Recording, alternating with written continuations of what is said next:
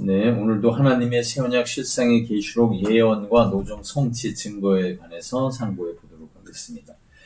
신천지 성도 여러분 안녕하십니까? 오늘부터 창세기 1장과 소계시록 마태 24장과 계시록 1장부터 계시록 22장까지 전장을 신천지 성도 여러분과 또 신천지를 떠난 많은 성도님들과 함께 신천지 계시록 교재를 가지고 이만희 총회장님의 성경과 실상의 해석이 어디까지 맞고 어디가 틀렸는지를 이만희 총회장님의 성경과 실상의 증거를 가지고 계시록 전장을 반증하고자 합니다. 또 반증하는 이유는 이만희 총회장님을 판단하고 정죄하고자 함이 아니고 잘못된 성경 해석을 바르게 하고자 함이니 이 영상을 보시는 성도님들은 오해와 편견을 갖지 마시고 세밀히 살펴보시길 바랍니다. 아멘. 또 창세기 1장과 마태 24장은 복음서 중에서도 대표적인 예언서이며 계시록의 축소판인 소계시록이며 천국이 감춰져 있는 장입니다. 또 계시록의 예언은 천국과는 약도요, 주소요, 설계도입니다. 그러므로 우리 성도님들은 그 예언의 말씀을 잘 들으시고 분별하고 깨달아서 하나님께서 약속하신 천국을 찾아오라고 감추어 놓으신 그 천국을 찾아가야 할 것입니다.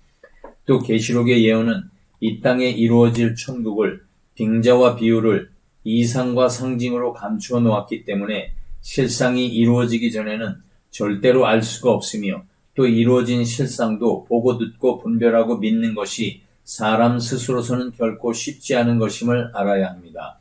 그러므로 실상을 알아보려면 먼저 빙자와 비유와 배도멸망 구원의 순리를 이해하고 또 계시록 사건이 어디까지 이루어지고 있는지 확인하고 또 창세기 1장과 마태 2장의 첫째 날에서 일곱째 날의 노정 순리로 천지창조 원리가 이해되고 깨달아질 때만 마태 24장의 주재림과 말세의 징조를 알고 믿게 되는 것입니다. 그러므로 오늘부터는 계시록 22장 전장의 해석에 이어서 계시록의 난해한 단어와 문장을 알아보기 위하여 빙자와 비유를 이상과 상징을 단계적으로 풀어서 이해하도록 하겠습니다. 아멘. 수고하셨습니다.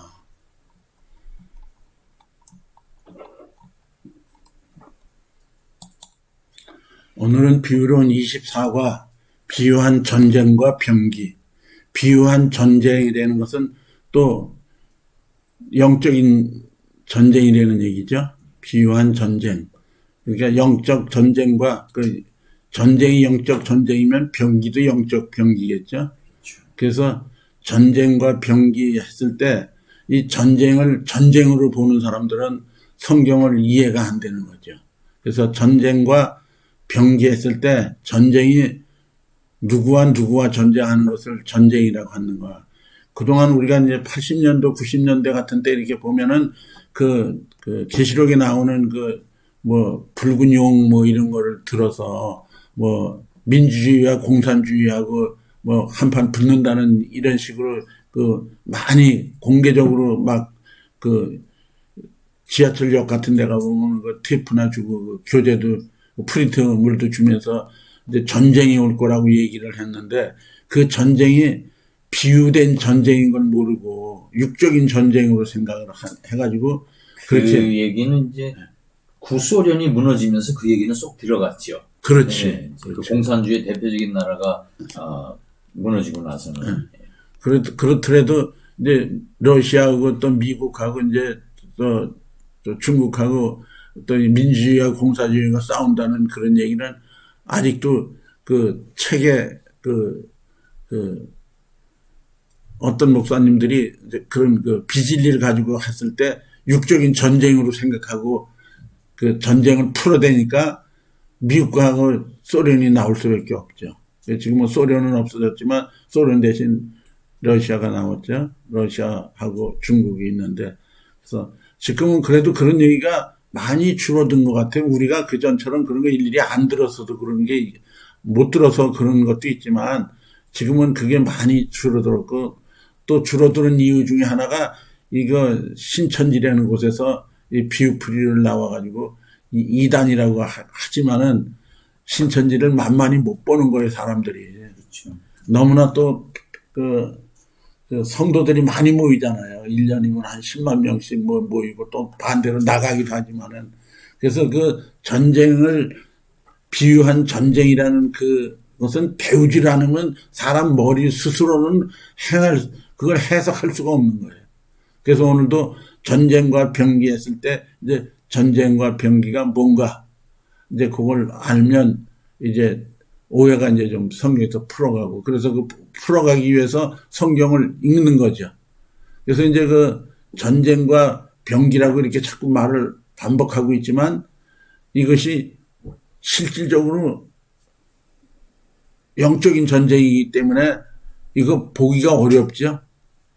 예를 들어서 실상 안에 들어오기 전에는, 율법 안에 있던 사람들이 실상으로 나오기 전에는 전쟁과 비유가 이게 진짜 육적 전쟁이 아니고 영적 전쟁이라는 것에 대한 실감을 못 느끼죠. 못 느끼는 거야. 왜냐하면 말씀을 깨닫기 전에는 전쟁을 전쟁으로 볼 수밖에 없으니까. 그래서 우리가 이제 그 성경 안에서도 보면은 이제 그 역사적인 내용이 있잖아요. 역사적인 내용. 또 그다음에 교훈적인 내용도 있고 그 예언적인 내용도 있고. 그래서 이런 걸 보는 그 관점이 보는 사람마다 다 틀리는 거야, 지금 관점이. 그래서 역사적인 관점, 교훈적인 관점, 예언적인 관점 했을 때 예언적인 관점에서 예언이 보이기 시작할 때 교훈적인 관점도 이제 살아날 수가 있는 거고, 또 역사적인 그 사건도 다 살아나는 거지. 살아난다는 게 다 이해가 되고 깨달아지는 거죠. 그래서 역사, 교훈, 예언, 이게 쉬운 말 같지만 실상을 보기 전에는 쉽지가 않다. 예, 그렇게 이해하시고, 그래서 그 전쟁을 들어가기 전에 실질적으로 전쟁이라는 그 이제 낱말, 사전적으로는 실제 전쟁, 육적인 전쟁은 뭘 전쟁이라 하는가 하는 것에 대한 그걸 한번 먼저 읽어보는 거예요. 여기는 비유한 전쟁했을 때 전쟁은 여기다가 영적 전쟁이라고 답을 넣어놨어요. 그러면 전쟁은 뭐냐 이거지, 전쟁. 그러니까 비유하지 않은 전쟁은 뭐냐 이거지. 한번 읽어봐봐요. 비유한 전쟁, 나라와 나라가 목적을 두고 병기를 싸우는 것. 그렇죠. 그러니까 나라와 나라가 목적은 여러 가지도 있죠. 뭐 땅을 뺏기 위한 전쟁하는 목적이 있죠. 그 다음에 뭐 곡식이라든가 뭘 또 훔쳐오려고, 뺏어오려고 하는 전쟁, 또 사람을 차지하려고 하는 전쟁 이유가 많아요. 지금 우리가 딴 건 잘 모르겠는데 그 러시아에 가서 우크라이나하고 전쟁할 때 보면 그 땅을 뺏으려고 그러는 거더라고. 영토 확장을 하려고 그런 전쟁이 있는 거예요. 그러니까 전쟁하는 이유도 여러 가지가 많이 있는 거예요. 그리고 세계적으로는 그 종교가 다른 나라들끼리 종교 분쟁으로 하는 전쟁도 그러니까 그 육적인 전쟁이 있잖아. 근데 오늘 여기서 얘기하는 전쟁은 그런 전쟁이 아니다. 그러면 그게 영적인 전쟁은 뭐냐? 그래서 이제 그 전쟁에 대한 얘기를 한번 마태이 24장 6절에서부터 한번 읽어서, 이것이 문자적으로는 진짜 전쟁이 일어나는 것처럼 했지만 이게 영적인 얘기란 말이에요. 그래서 한번 마태이 24장 6절부터 그 성경에서 얘기하는 전쟁에 대한 관한 단어들을 이해를 해야 되니까 한번 읽어보시자고요. 마태이 24장 6절. 난리와 난리 소문을 듣겠으나 너희는 삼가 두려워 말라. 이런 일이 있어야 하되 끝은 아직 아니니라. 그래, 이게 보면 난리와 난리 하면, 난리 났다 하면 전쟁통을 생각하잖아요. 우리도 그 6.25 때 전쟁을 겪었지만은 그걸 난리라고 그러더라고요.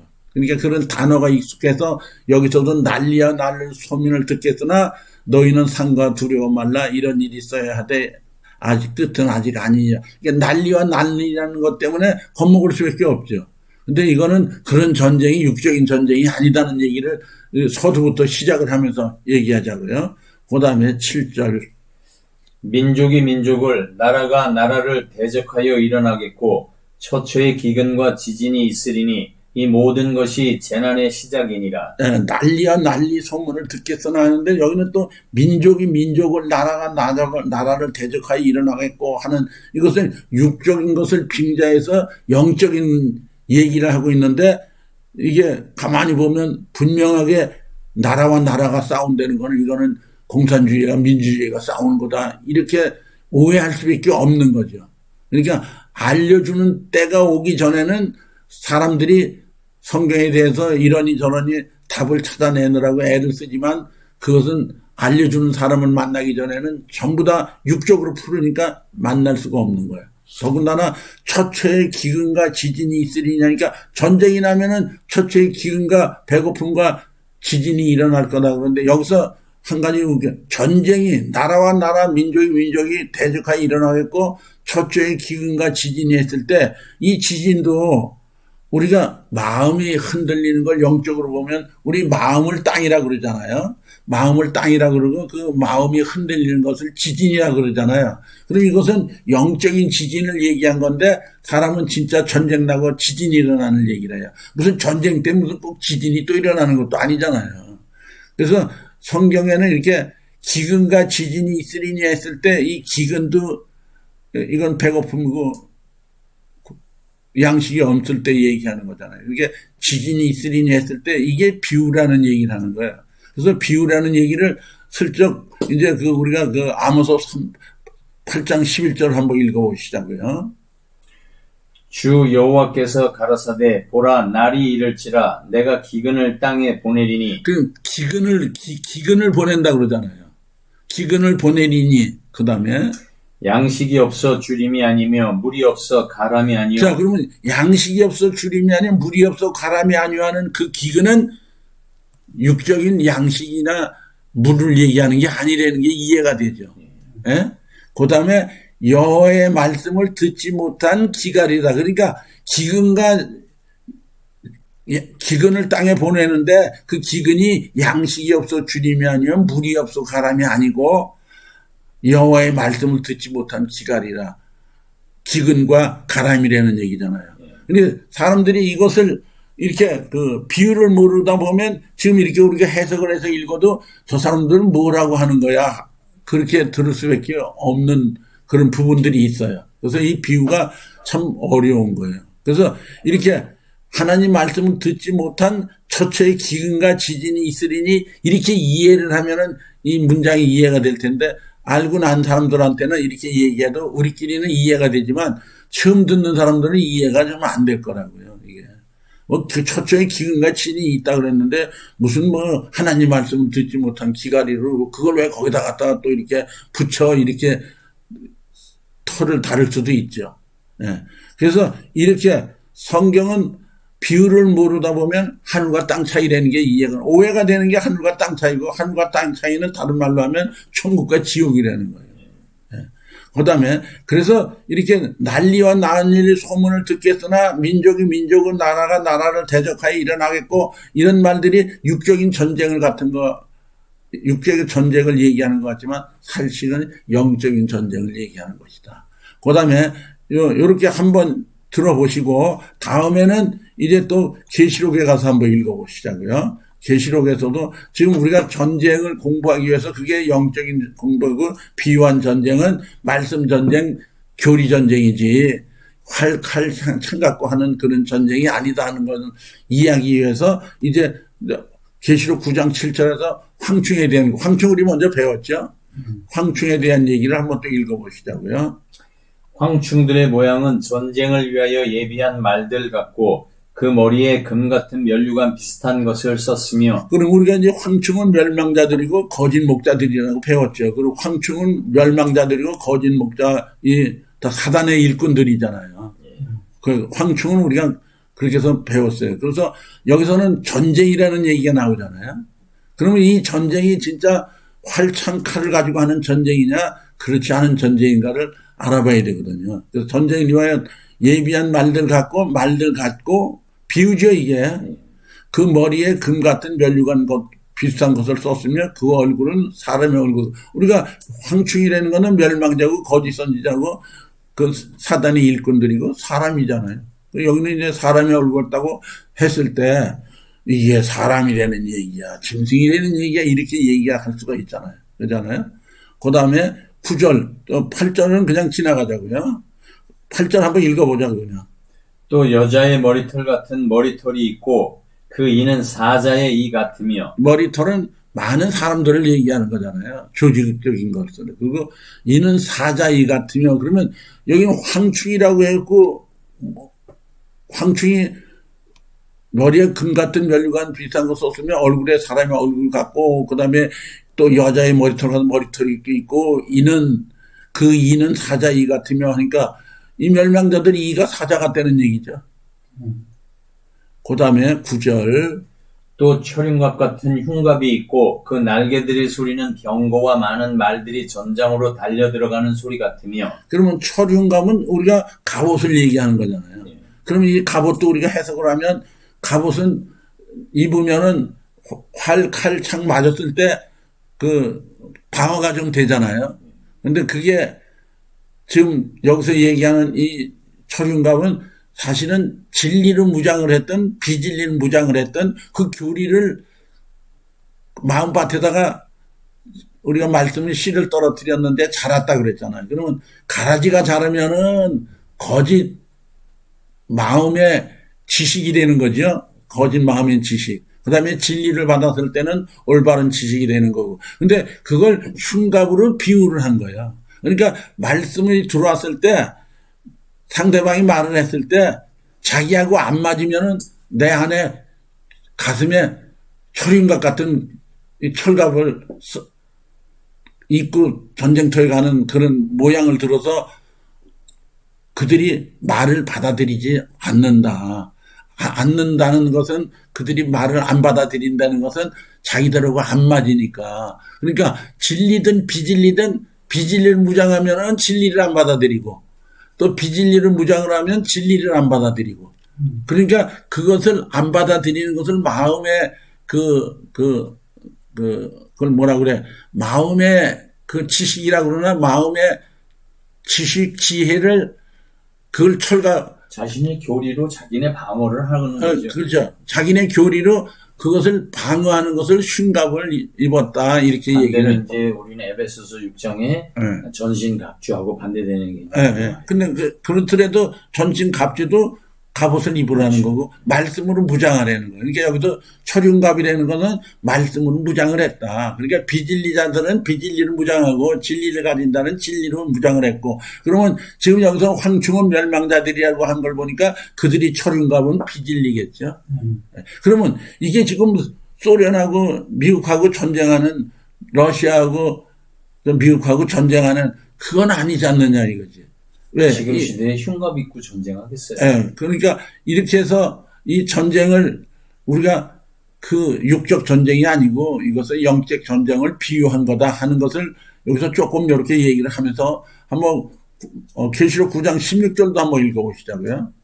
마병대의 수는 2만만이니 내가 그들의 수를 들었노라. 예. 그 9절에 보면 철흉갑 같은 흉갑이 있고 그 날개들은 소리는 병거와 많은 말들이 전쟁으로 달려들어가는 소리 같으면 그러니까 병거와 많은 말들이 전장터로 달려가는데 그 수가 2만만이라.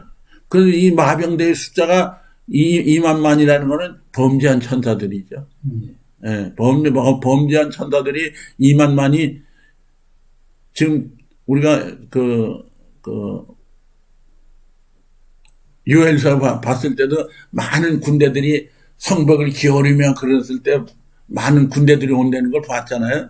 이게 영계에서 2만만의 영들의 전쟁을 갖다가 이렇게 마치 육신의 전쟁이 있는 것처럼 이렇게 설명을 해놓은 거잖아요. 그러니까 비유를 모르고 나면은 이것이 육적으로 풀 수밖에 없죠. 비유를 모르다 보니까. 비유를 알고 나면 문장에 따라서 그 사건이 무슨 사건인가를 이해가 될 수 있는 거예요. 그죠? 그래서 이렇게 육적의 전쟁을 가지고 표현을 해서 기록해놨지만 이건 영적인 전쟁을 그리고 영들이잖아. 이게 지금 여기서 다 나타난 마병대라는 것도 범죄한 천사다 2만만이다 하는 것도 다 황충이다 하는 것들이 다 같은 존재들이잖아요. 그래서 이거는 진짜 육적 전쟁을 하는 게 아니라 영적 전쟁이다 하는 구조를 여기서 또 이렇게 해놨어요. 요것은 이제 계시록에 들어가면 다시 싹 정리가 되겠죠. 그래서 전쟁은 육적 전쟁이 아니다 하는 것을 이것은 영적으로 비유해서 말한 거다 하는 것만 보는 거죠, 오늘은. 그 다음에, 또 계시록 11장 7절도 보시자고요. 저희가 그 증거를 마칠 때 무저갱으로부터 올라오는 짐승이 저희로 더불어 전쟁을 일으켜 저희를 이기고 저희를 죽일 터인즉. 그럼 여기서도 또 저희가 하니까 두 증인이거든요. 증거를 마칠 때 무적행으로부터 올라오는 계시록 9장에서는 황충이라고 무적행에서 연기와 황충이 나오잖아요. 근데 지금 계시록 11장에서는 무적행으로부터 올라오는 멸망자 짐승이라고 또 그랬잖아요. 황충이라고 그랬다, 뭐 짐승이라고 그랬다, 멸망자라고 그랬다가 우리는 이것을 거짓 목자다 이렇게 얘기를 하는 거죠. 그 다음에 이게 저희들과 더불어 전쟁을 일으켜 여기서도 전쟁이에요. 그러니까 이 전쟁이 지금 공산주의와 민주주의가 싸우는 게 아니라 하나님의 백성하고 사단의 백성하고 지금 싸우는 거를 이렇게 영적으로 비유를 해놓은 거잖아요. 그래서 전쟁을 일으켜 저희를 죽일 터인즉 하면 이건 실질적으로 계시록 11장 7절에서는 방마당에서 1260일간 그 회개시키는 과정에서 4일 반 죽는 그 사건이 이루어지는 것이고 4일 반 후에 죽었다가 다시 하늘로 올라가는 얘기가 연결되어 있는 거지만 여기서는 전쟁에 대한 얘기만 하는 거예요. 전쟁에. 그래서 이거는 진짜 육적 전쟁이 아니고 영적 전쟁을 얘기한 거다. 그래서 무적행이다. 또 저희가 두 증인은 하나님의 일꾼이잖아요.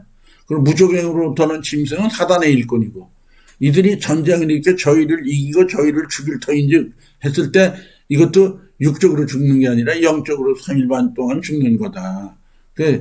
이것도 영적인 전쟁을 기록한 것이 육적인 전쟁이 아니다. 이 구절을 읽어서 그렇게 육적 전쟁이 아니고 영적 전쟁이다 하는 것을 보는 거예요. 그 다음에 또 계시록 12장 7절에서도 한번 보자고요.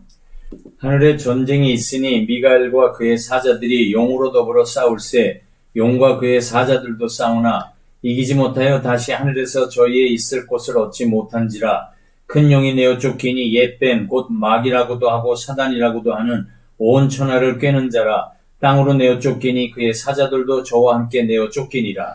신천지에서는 이것을 장막이라고 그냥 해요.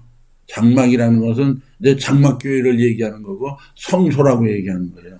그 신천지에서는 계시록 13장을 성소로 보죠. 근데 그 성소 앞에 그 짐승이 그 12장 앞에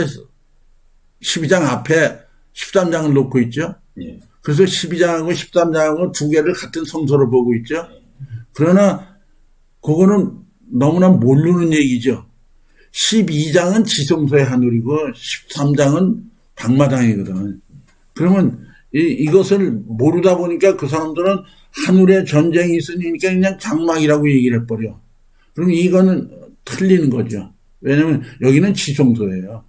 그리고 전쟁이 있으니 미가엘과 그의 사자들이 용으로 더불어 싸울 때 미가엘은 누구예요? 미카엘은 군대 장관이죠. 네, 하나님의 천사장이잖아요. 천사장. 그의 사자들이 용으로 더불어 싸울 때 용과 그의 사자들도 싸우나 이기지 못해 다시 하늘에서 저희 있을 곳을 얻지 못한지라. 그래서 12장에서는 11장에서 이겼던 그 자들이 12장에 들어와서는 쫓겨나는 거잖아요.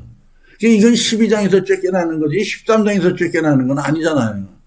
그러니까 그 사람들은 이 12장이 지성소인지 성소인지를 모르다 보니까 그런 면이 있어요. 그러면서 여기서도 싸우는데 지금 여기서도 하늘에 전쟁이 있으니 이 전쟁이 공산주의하고 민주주의 싸우는 게 아니고 미가엘과 그의 사자들이 하나님의 천천만만의 영들하고 용의 2만만하고 싸움을 얘기하는 거지 지금 전쟁이라고 해서 진짜 활, 창, 칼 가지고 싸우는 게 아니다.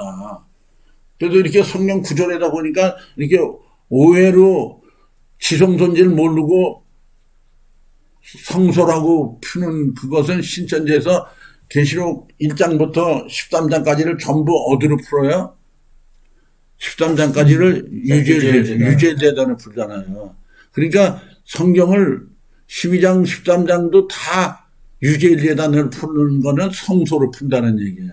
그래서 우리는 이거는 지성소다 하는 얘기를 하는 거예요.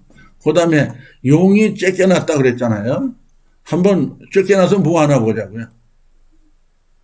16장 14절. 저희는 귀신의 영이라 이적을 행하여 온 천하 임금들에게 가서 예, 지금 여기서 이 용들이 사실은 12장에서 쫓겨났잖아요. 12 쫓겨나서 이게 뭐를 하나 다음에 한번 나가서 보자고요. 하나님 곧 전능하신 이의 큰 날의 전쟁을 위하여 그들을 모으더라. 16절 또 새 영이 히브리 음으로 아마겟돈이라 하는 곳으로 왕들을 모으더라. 조금 아까 임금들이라고 그랬다가 여기서는 또 왕들이라고 그랬다 하는데 다 목자들을 얘기하는 거죠. 이게 하나님은 자유롭게 임금이다, 왕이다 하는 게 다 목자들을 갖다가 그렇게 자유롭게 말씀하고 계시는 거죠. 그래서 아메겟돈이라 하는 것은 이거는 무기또라는 곳이고 그 무기또라는 것이 이스라엘의 그 전쟁터가 있잖아요. 그 무기또라는 데 가면은 성경에서 3차 전쟁이 일어나는 곳이라고 이렇게 말똥을 쳐놨다고 그러더라고. 갔다 온 사람들 얘기하는 거 들으니까.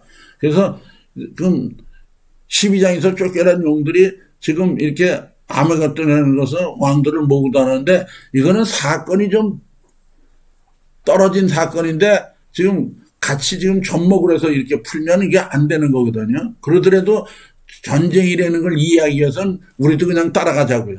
그래서 전쟁이라는 것은 지금도 아마겟돈이라는 곳과 그 왕들을 모으더라 하는 것은 사단의 목자들, 멸망자들, 거짓 목자들을 모은다는 얘기죠.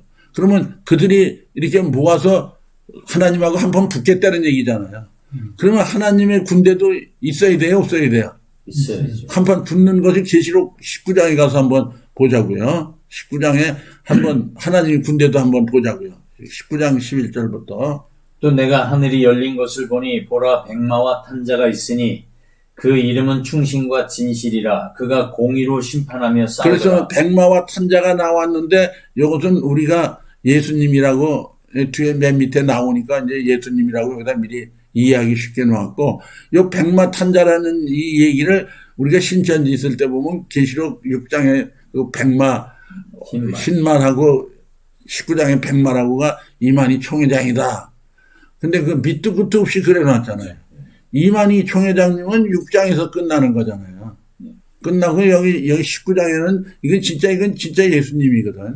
근데 그것을 알지를 못하다 보니까 그 신천지에서 잠깐 계시록 6장이 신말하고 계시록 19장에 이 백마 탄자를 갖다가 한 사람 보는 거는 그거는 잘못 본 거다. 그건 아니고 여기는 진짜 예수님이다 하는 걸 우리가 이해를 하고 보는 거예요.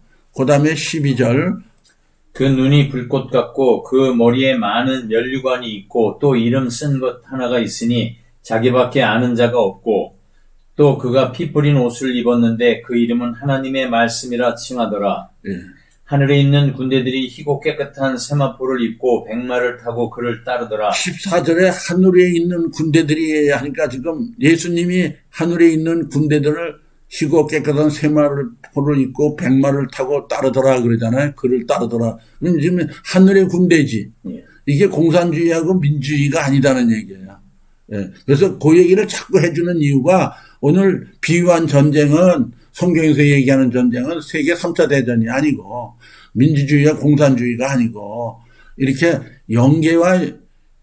영계가 싸우는 거죠. 그러니까 하나님의 영계와 사단의 영계가 싸우는 걸 갖다가 전쟁으로 비유를 한 거지. 활창 쓰는 것처럼. 근데 그게 아니다 이거야 이게. 그래서 백마로 그를 따르더라. 그 다음에 15절. 그의 입에서 이한 검이 나오니 그곳으로 만국을 치겠고. 그럼 여기서도 그 입에서 이 한 검이 나오니 했을 때 이 검이 말씀이라는 얘기인데 말씀도 우리가 이미 검이 말씀이라는 거는 우리가 배웠어요. 근데 그 입에서 이 한 검이 나오니 하는 것은 한 말씀이 나오는 거 이렇게 읽으면 되는데 이 한 검이 나오니 하니까 이것도 진짜 예수님이 입에서 무슨 검이 나오나 이렇게 생각하는데 검으로 전쟁하는 건 아니잖아요. 입에서 무슨 입에서 검을 뱉어갖고 싸우는 것도 아닐 테고. 그러나 입에서 검이 나오니까 그것을 만국을 치겠고 그 다음에 친히 저희를 철장도 우리가 배웠죠. 말씀이죠. 심판의 말씀이죠. 다스리며 또 친히 하나님 곧 전능하신 이 맹렬한 진노의 포도주 틀을 밟겠고 하니까 진노의 포도주는 율법이죠. 율법을 2000년 동안에 천주교의 개신교에서 그럴듯하게 역사적인 것도 풀어서 역사적인 것 공부도 그 재미나더라고요. 역사적인 공부도 재미나고 그 역사적인 상속에 비유가 들어있는데 비유는 모르다 보니까 역사 속에는 비유가 들어있으면 역사가 가다가 뚝 끊겨. 그 비유 때문에. 비유는 역사 속에서 연결되는 게 아니잖아요. 그 비유는 재림 때 일어날 비유라는 건 예언이잖아요. 예언은 재림 때 일어날 일이 중간에 뚝 껴 있어. 근데 읽으면 이해가 안 되는 거야. 그게 이제 비유라는 거고, 비유는 배우지 않은 사람들은 알 수가 없다. 그래서 배워야 된다. 그래서 15절에 다시 그 입에서 이한 검이 나오냐는 건 말씀이 나오고 그것은 만국을 치겠고 친히 저희를 철장으로 다스리며 또 친히 하나님과 전능하신 이 맹렬한 진노의 포도주 틀을 하니까 율법 안에 있는 사람들을 심판하시는 거죠. 율법 안에 포도주 그러니까 이 진노의 포도주라는 거는 율법이라는 거예요. 또 예수님도 나는 포도주라고 그러잖아요. 나는 포도나무요. 나는 참 포도나무요 이러잖아요. 그리고 그 마태기 22장 같은 데 보면은 누가복음 22장 같은 데 보면 6월절에 그 포도주와 그 떡을 비유로 들어서 말씀하셨을 때도 포도주라는 게 예수님 말씀이라는 것을 간접적으로 거기서도 말씀해서 해놨지만 여기서도 그래서 맹렬한 진노의 포도주 틀을 밟겠고 하는 것은 지금 우리가 천주교나 개신교에서 들으면은 기분 나쁘겠지만 그 사람들이 아름답게 지금 꾸미고 있잖아요. 그래서 그들과 싸움을 했을 때 그 심판을 받겠다는 거예요. 심판하시겠다는 거예요. 그 다음에 16절. 그 옷과 그 다리에 이름 쓴 것이 있으니 만왕의 왕이요 만주의 주라 하였더라. 그래서 만왕의 왕은 하나님이시고 하나님이 보내신 예수가 만왕의 왕, 하나님 왕이죠. 그 다음에 만주의 주라. 그래서 우리가 11절부터 보니까 하나님의 군대가 이렇게 딱 섰어요, 안 섰어요? 그렇죠. 또 사단도 아마겟돈이라는 곳에서 전쟁을 예비하기 위해서 세상의 임금들을 모았대요, 안 모았대요? 모았으면 전쟁에 한번 하겠죠? 한번 전쟁하는 거 한번 보자고요. 계시록 19장을 한번 19장 19절을 한번 읽어보시자고요. 또 내가 보매 그 짐승과 땅의 임금들과 그 군대들이 모여 그 말탄 자와 그의 군대로 더불어 전쟁을 일으키다가 여기서 보면 계시록 19장 19절을 보면 또 내가 보매 그 짐승과 땅의 임금들과 아까 땅의 임금들이 계시록 16장 보니까 왕들은 뭐였죠? 무저경에서 나온 땅의 임금들과 사단의 목자들이죠. 그들이 땅의 임금들과 짐승과 이게 땅의 임금들과 하니까 이것은 우리가 땅의 임금들은 계시록 13장에서 그 두 가지 짐승 같은 자들이죠. 거기서 우상하고 있고 거짓 선지자 노릇하는 사람들이 다 땅의 임금들이잖아요. 그 다음에 그 군대들이 모이니까 군대라고 그러잖아요. 이게 목사들이 무슨 총칼을 갖고 다니겠습니까? 뭐 하겠습니까? 그러니까 군대들이 모여서 그 말탄 자와 그러니까 사단의 군대들과 그 말탄 자 예수님이 군대로 더불어 전쟁을 일으키다가 하니까 지금 전쟁이 붙은 거예요. 일으키다가 그 다음에 20절 짐승이 잡히고 그 앞에서 이적을 행하던 거짓 선지자도 함께 잡혔으니 네, 이게 뭐냐면 짐승이 잡히고 하니까 이건 계시록 13장에 보니까 7머리 10뿔 중에 하나죠. 그 다음에 그 앞에서 이적을 행하던 거짓 선지자는 땅에서 올라온 2뿔 가진 선지자죠. 함께 잡혔으니 이는 짐승의 표를 받고 그 우상에게 경배하게 하던 자들을 이적으로 미혹하는 자리. 거짓 선지자가 우상을 만들었잖아요. 그 짐승이 만들려고 그러니까 만드는 거잖아요. 근데 이적으로 미혹하던 자라 둘이 산채로 유황불못에 던지고 그러니까 짐승과 거짓 선지자가 유황불못에 제일 먼저 들어가요. 그렇죠? 자, 그러면 지금 이게 지금 전쟁을 하고 이게 전쟁이라고 그러는데 이게 진짜 공산주의하고 민주주의가 싸우는 거냐 이거지. 이게 영적인 군대들하고 영적인 군대들이 싸우는데 사람을 들어서 싸우는 거죠. 그러니까 오늘 빙자한 비유는 진짜 전쟁이 아니고 영적인 전쟁이다. 영적인 전쟁이 이렇게 문장을 봐서 이렇게 그 지금 한판 그 하나님 군대하고 사단의 군대가 붙었는데 그 짐승하고 거짓 선지자가 유황불문을 던져 넣었다. 그 다음에 21절. 그 나머지는 말탄자의 입으로 나오는 검의 죽음에 모든 새가 그 고기로 배불리 우더라. 말탄자의 입으로 나오는 검의 죽음에 다 심판받았다는 얘기죠. 그럼 지금 한판 붙었는데 어떻게 된 거예요? 사단이 진 거죠. 그러면 그냥 여기서 끝나는 거야 되는데 또 정리하는 게 또 있죠. 예. 그래서 지금 한판 붙은 거 우리가 봤죠. 하나님이 이기셨죠. 그래서 그 짐승하고 말탄자 그 무조경에서 나온 짐승하고 바다에서 나온 일곱 머리 열불 짐승하고 다 같은 것들 존재들이잖아요. 그 다음에 그들이 땅에서 올라온 두 뿔을 가진 짐승하고 유황볼물에 들어갔다. 그리고 나머지는 말탄자 입으로 검의 죽음에 모든 새가 고기를 배울. 새는 영들이죠. 영들이 와서 이 사건을 보고 아 이게 이렇게 끝나는구나 하고 깨달으니까 배불리 먹었다 그 말이 나오는 게 맞죠. 그 다음에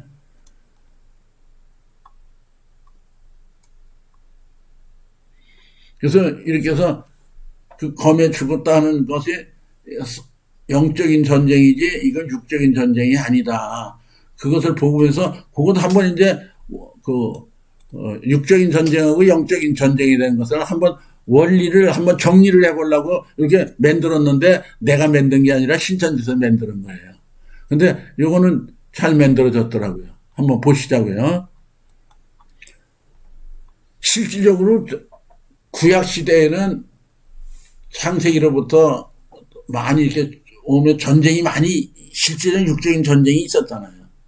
특히 역대상, 열왕기상, 열왕기하 해보면 뭐 이방하고 전쟁을 많이 하잖아요. 뭐 블레셋하고도 싸우고 뭐 삼손이 싸우고 뭐 그렇게 전쟁이 많이 일어난 그거 육적 전쟁이 그때 있었단 말이에요. 그러니까 그 전쟁 속에 묻혀 있다가 신약으로 딱 넘어오면 이 영적인 전쟁이라는 우리가 신약 쪽에서 어떻게 봤는데 그게 전쟁으로 보인단 말이에요. 육적인 전쟁으로 보인단 말이에요. 그래서 그것을 가려야 되는단 말이에요. 그래서 오늘 그것을 육적인 전쟁이다, 영적인 전쟁이라는 것을 이제 도표를 만들어서 한번 갈라보는 거예요. 네. 그래서 역사적인 전쟁하면 우리가 어떻게 얘기했지만 육적인 전쟁이죠. 실질적으로 있었던 육적인 전쟁인데 이 전쟁에도 하나님의 선민이 있는가 하면 이방신이 믿는 이방이 있었잖아요. 육적으로 있었어요? 없었어요? 있었잖아요. 그럼 그거를 뭐 때에 따라서 다 틀려.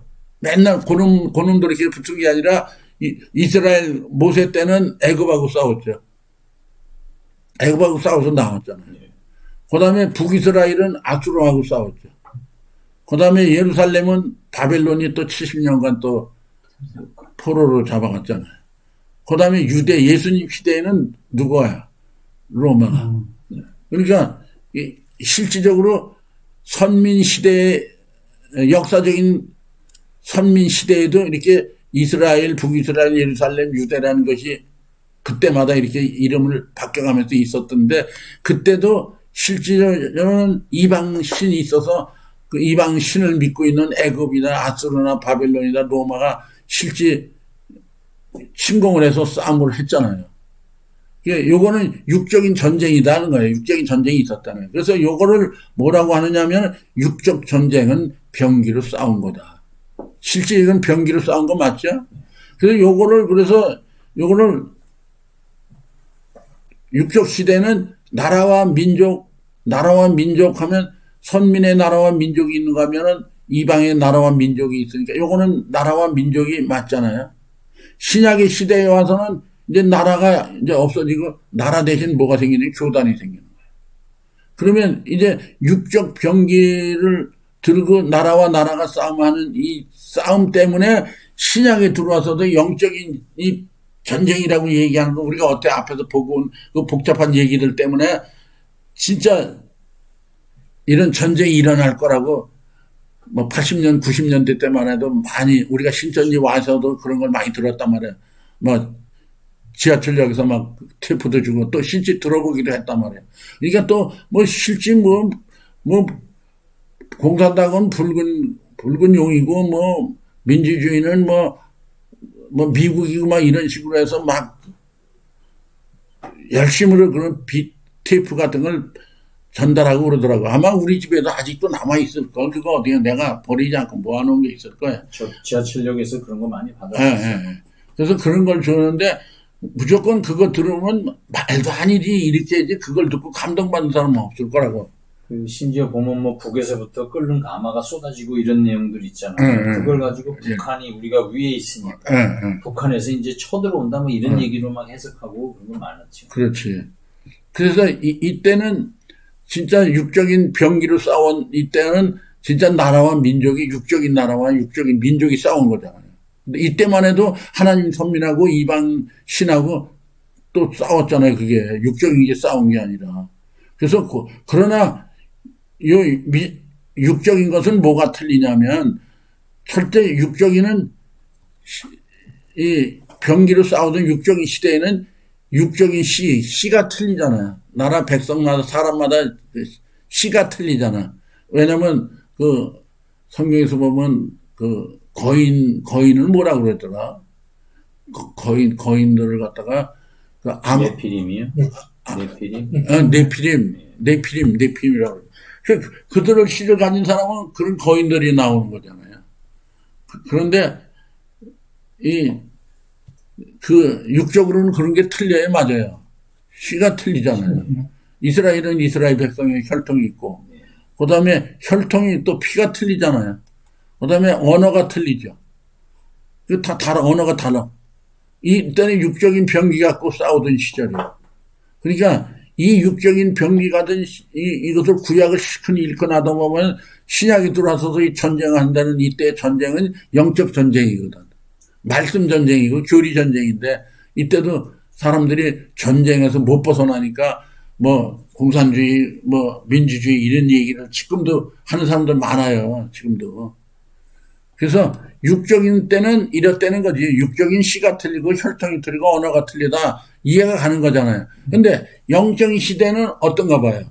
이때는 나라가 아니고 교회와 교단으로 바뀌어버리죠.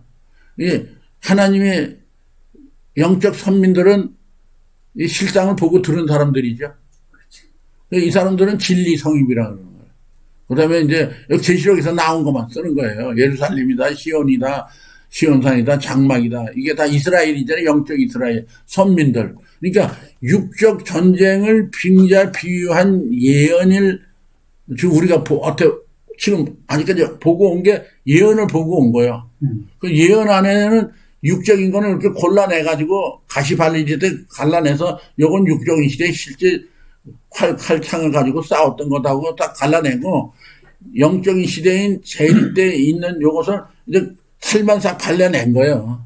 그래서 요거는 육적 전쟁을 비유한 예언이다 이거지. 그래서 하나님의 영적 선민하고 사단의 영적 이방이 또 갈라지잖아요. 그런데 하나님의 영적 선민들은 그걸 진리 성읍이라고 그러고 계시록에서는 이렇게 나오는 거잖아요. 예루살렘이다, 시온산이다, 장막이다, 이스라엘이다 이렇게 나온단 말이에요. 그 다음에 사단들도 그러니까 여기가 진리 성읍이면 여긴 비진리 성읍이고 이건 율법 안에 있는 자들이잖아요. 그 다음에 그걸 또 바벨론이라고 그러잖아요. 계시록에는 바벨론이 나오잖아요. 또 애굽도 나오잖아요. 그리고 세상도 나오죠. 세상은 바다잖아요. 세상은 뭐예요? 사단의 나라잖아요. 예. 그래서 이렇게 영적인 시대는 영적으로 갈라지는데 영적인 게 틀린 게 뭐냐? 진리와 비진리 전쟁이라는 거예요. 여기는 진리 성읍하고 비진리 성읍인데 여기는 하나님을 똑같이 믿어요. 지금 이단이라는 곳하고 참단이라는 곳에도 다 하나님 똑바로 믿어야 안 믿어요. 똑같이 하나님 믿죠.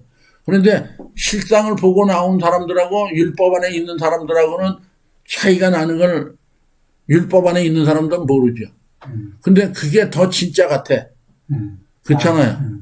더 사람들도 많고 거기서 적은 숫자가 나와서 이렇게 진리 성읍을 형성하고 있는데 지금 그 조그만 모양으로 하나 본다면은 신천지가 그 작게 나와서도 대단치 않아요. 대단한 거예요. 그러면 우리는 신천지를 갖다가 이단이라고도 하는 거 참단이라고도 하는 거 거기는 뭐냐 배도자라는 거죠. 그 배도자라는 건 뭐냐 하나님한테 쓰임 받았다는 얘기예요. 그러나 쓰임 받고 나서 뒤 처리가 잘못된 사람들이 불충한 거죠. 잘못됐다는 얘기가 불충하는 얘기죠. 거짓말을 많이 하는 거잖아요. 그러니까 진리를 진리대로 보는 게 아니라 진리를 보고 나서도 진리를 또 비진리를 만들어버리는 그것이 지금 신천지에서 하는 일이잖아요. 그러니까 신천지가 지금 가도 배울 게 있어요. 지금 우리가 이거 배우는 게 신천지가 배우는 거잖아요. 그러나 거기서 영생을 준다 하는 것은 아니죠. 그러니까 거기서 있으면 안 된다 하는 얘기를 우리가 이제 이런 걸 하면서 얘기를 해줘야 돼. 거기는 이미 어두워졌다. 거기는 이제 배도되고 계시록 6장이 되면 끝난다. 6장을 그 사람들은 13장하고 해서 유재열 재단을 마치는데 유재열 재단은 2장에서 끝난 거고 3장 이후에는 계시록 6장에서 끝나는 거잖아요. 사대교회고 무슨 교회죠? 라오디아 교회. 라오디아 교회고 사대교회고는 계시록 6장에서 끝나는 거잖아요. 노재단에서 끝나는 거잖아요. 근데 그 6장에서 끝나는 사람들이 자기들이 끝나는 걸 모르다 보니까 전장을 다 뒤적거려서 이만희 총회장은 영생을 신천지에서 영생을 한다 가르치고 새언약이라는 곳에서는 또 새언약이 아니면 새 노래를 못 부른다고 가르치네. 그러니까 모든 신무리들이 다 새언약 교회로 온다고 가르치네. 그러면 이게 두 사람 다 계시록 6장이면 끝나야 될 사람들인데 그거는 알지를 못하니까 우리가 이렇게 얘기해 주니까 욕으로만 듣고 그걸 배격을 하는 거죠. 배격하는 걸로 끝나는 게 아니라 막 욕을 하잖아요. 그 욕하는 것은 말씀을 거슬리는 거고 말씀 거슬리는 것은 예수님 거슬리고 하나님 거슬리는 걸 그 사람들이 모르죠. 그러니까 이렇게 비유를 알았다고 해서 되는 게 아니라 비유를 알아도 이렇게 어려운 거예요.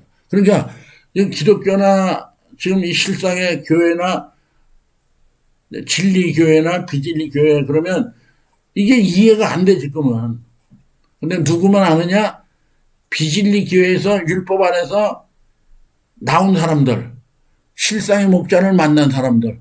근데 그 만난 사람들 중에서 지금 신천지나 새언약에서는 자기네가 어두운 짓을 하면서 거짓말을 하면서 자기네가 다 이루어진다고 하는 그 사건을 아니라고 가르쳐주는 사람들을 찾아가야 되는데 거기서 딱 그 찾았다고 해서 다 끝나는 게 아니죠. 다음엔 또 7장에 인치는 자가 오고 인치는 자 후에 또 조그만 기도에도 얘기했지만 많은 흰무리들 또 7장에서 나와야 되잖아요.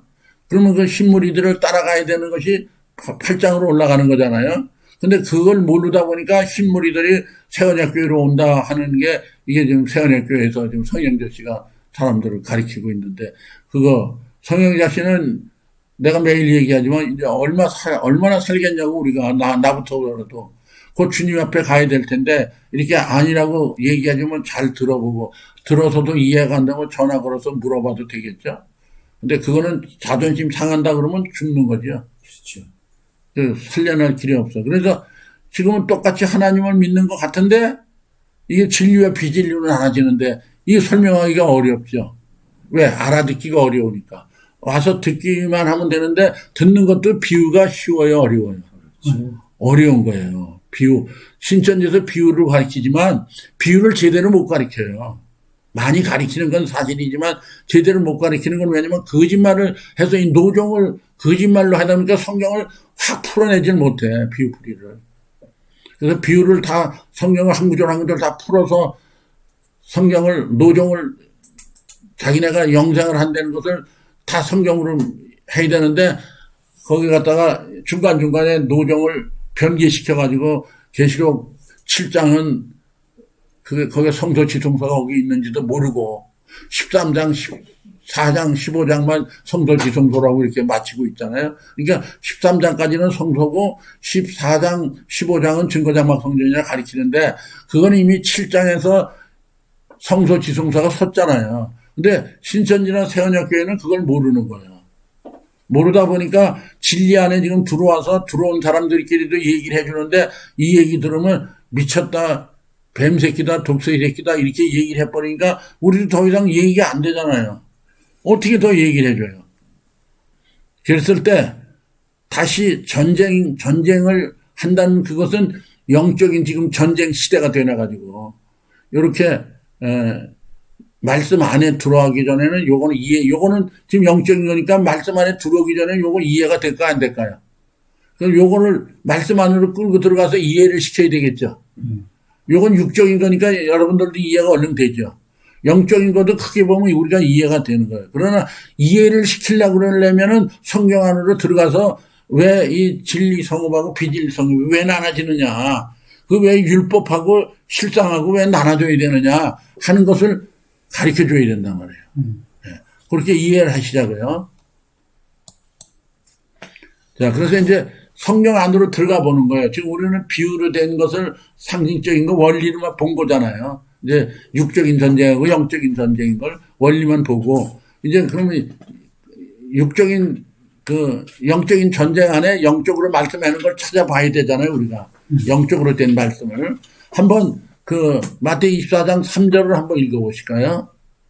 예수께서 감람산 위에 앉으셨을 때 제자들이 종용이 와서 가로되 우리에게 이르소서 어느 때에 이런 일이 있겠사오며 또 주의 임하심과 세상 끝에는 무슨 징조가 있사오리까? 예수께서 대답하여 가라사대 너희가 사람의 미혹을 받지 않도록 주의하라. 요거는 마태복음 23장에서 7번이나 서기관과 바리새인들을 저주하시고 나왔죠. 나오면서 성전 무너지는 얘기를 했을 때 어느 때에 이런 일이 있겠사며 주의 임하시 세상 끝에는 무슨 징조가 있사오리까 하니까 제일 먼저 사람의 미혹을 받지 않도록 하라니. 사람의 미혹 받지 않는 이게 전쟁의 시작이죠. 미혹하는 게 말 전쟁하는 거냐. 말로 잘못됐다면 알려주는 거잖아요. 근데 미혹이라 아무나 미혹하면 안 되잖아요. 아무나 미혹이라 그러면 안 되잖아요. 진리를 얘기해 줬을 때 그건 진리를 받아들여야 되죠. 근데 비진리를 얘기했을 때는 받아들이면 안 되잖아요. 근데 비진리를 가지고 진리를 비진리라 그런다면은 그때는 예수님이 심판을 하시지 우리가 아니잖아요. 그래서 사람의 미혹을 조심하라 하는 이게 바로 전쟁의 시작이라는 거예요. 그래서 이제 결론을 우리가 보는 거예요. 결론을. 한번 마태복음 24장 15절 16절도 한번 읽어보자고요. 그러므로 너희가 선지자 다니엘의 말한 바 멸망에 가증한 것이 거룩한 것에 선 것을 보거든 그때 유대에 있는 자들은 산으로 도망할지어라. 그래요. 그러니까 미혹을 받지 않도록 주의하라 그러시더니 또 15절에서는 도망가라 그러는 거예요. 근데 이 말이 깨닫고 나오기 전에는 어려운 얘기죠. 지금 우리가 신천지 가기 전에는 거룩한 것에 멸망의 가증에 선 것이 뭔지를 몰라. 근데 신천지를 가니까 유재열 재단에서 거룩한 것이 멸망의 가증에 선 것이 그걸 보고 내가 나왔다. 그래서 거룩한 산에 우리가 시온산 증거장막 성전이다 이렇게 얘기했잖아요. 사실은 시온산 증거장막 성전은 아직도 나타나려면 멀었거든. 7장이 일단은 먼저 나와야 성소 지성소가 나와야 되잖아요. 14장 15장은 아직 멀었잖아요. 그런데 언제부터 84년부터 우리가 시온산 증거장막 성전이라 그러고 나왔단 말이에요. 증거장막 성전이라. 그러니까 그게 거짓말을 거짓말할 때 저건 옳은 말이다 아니다 이렇게 사람마다 판단을 할 수가 있지만 그것이 뭐가 잘못됐는지 잘 됐는지 성경적으로는 아무나 해결할 수가 없는 거예요. 그러니까 그게 지금 몇 년 온 거예요? 이만희 씨가 지금 84년부터라고만 치더라도 지금 몇 년? 16년에다 26년이니까는 30, 42년이죠. 그러니까 한 50년 된 것 같은데. 따로 독립하고서요. 84년이면 2000년까지가 16년. 지금 2026년이니까 16년하고 26년도 하면 30에다 42년 되는 거예요. 41년 된 건가? 그러면 제들 유재열까지 해서 60년 잡는. 그렇죠. 유재열은 66년이라고 그랬죠. 66년이면은 34년에다 지금 26년이면 그렇죠. 60년이죠. 60년 지금 우리 역사가 50년이 넘어요. 신년이 넘어간 거라고. 우리 나올 때 그랬어. 우리 나올 때 우리가 15년에 나올 때 그때가 신년이었어. 그래서 그때 우리가 해방되는 그 복을 갖고 우리가 나온 거야. 그런데 이것은 이제 예수님이 살아계실 때 그러므로 너희가 선지자 다니엘의 말한 바 멸망에 가증한 것이 거룩해서 선 것을 보거든 이 읽는 자는 깨달을진저 그때 유대에 있는 자들은 산으로 도망할지며 하는 이 말씀을 마태의 24장에서 해놓으신 거예요. 근데 요건 마지막에 일어날 일이잖아요. 그런데 요거를 갖다가 신천지에서는 어디다가 써먹는 거예요? 유재일재단에다가 써먹는 거잖아요. 그러니까 너무 작은 거죠. 여러 번이 있는 거죠. 거룩한 것을 멸망 가증한 선것을 보동하는 것은 6번이나 건너가야 되잖아요. 그러니까 5번은 벗어나야 6번째 들어가는 거잖아요. 그래야 되는데 여기서는 13장에다가 유재일재단을 갖다 맞춰놓고 거룩한 곳에 멸망 가증한 선것을 도망가라는, 그때 거기서 14장으로 도망가라 그랬다고 얘기를 하고 있는 거예요, 이 사람들이. 그러니까 그것은 알고 나니까 아니다 하는 얘기를 하는 거예요. 그 다음에 요거는 도망가라고 했는데 도망가는 게 뭔가를 알아봐야 되잖아요. 한번 알아보자고요. 도망가는 게 뭔가. 누가복음 21장 20절. 너희가 예루살렘이 군대들에게 에워싸이는 것을 보거든 그 멸망이 가까운 줄을 알라. 지금 여기 보면 이 말씀을 하실 때 누가복음 20장에서는 너희가 예루살렘 군대들에게 에워싸이는 것을 보거든 그때 멸망이 가까운 줄 알라 하니까 이게 60년경 70년도경에 이게 누가복음이 기록됐다는 거예요. 근데 그때 발견을 했다는 얘기지, 이게. 그렇죠. 해놓은 게. 그런데 예수님이 계실 때는 AD 30년경이니까 돌아가시고 나서도 지금 그 70년경이면 한 40년, 거의 40년 거의 돼서 이스라엘 백성들, 로마가 쳐들어온 거잖아요. 그래서 여기서 예루살렘 군대들을 여기 쌓여놓은 게, 이거를 로마 병정으로 보는 거야, 지금 사람들은. 문자적으로 볼 때. 왜? 이거를 60년대, 70년대로 맞춰서 보는 거야. 그 다음에, 그러니까 예루살렘의 군대들에 쌓이는 것을 보고 나면 거룩한 곳에 멸망에 가진 것을 선거니까 예루살렘의 군대들에 외워 쌓이는 것을 보니 군대들이 거룩한 곳에 쓴 거죠. 그 다음에 그때 유대에 있는 자들은 산으로 도망할지며 성내에 있는 자들은 나갈지며 촌에 있는 자는 그리로 들어가지 말지며. 그러니까 이것을 사람들이 AD 70년경에 로마 티토 장군이 이스라엘을 점령했잖아요. 실제 그 성을 무너뜨리고 돌아나 남지 않게 다 무너뜨렸다는 그게 있었잖아요. 그러니까 이것을 그것으로 푸는 거야. 근데 여기까지 이렇게 하면은 그렇게 풀어져요.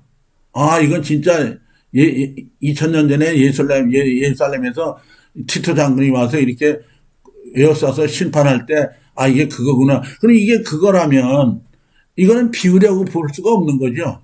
비유가 아니잖아, 이거는. 우리는 진짜 비유인데, 만약에 문자적으로 티토 장군이 일어난 사건을 기록해놨다면 비유가 아니잖아요. 비밀이 아니잖아요. 왜 그냥 읽으면 아는 거잖아.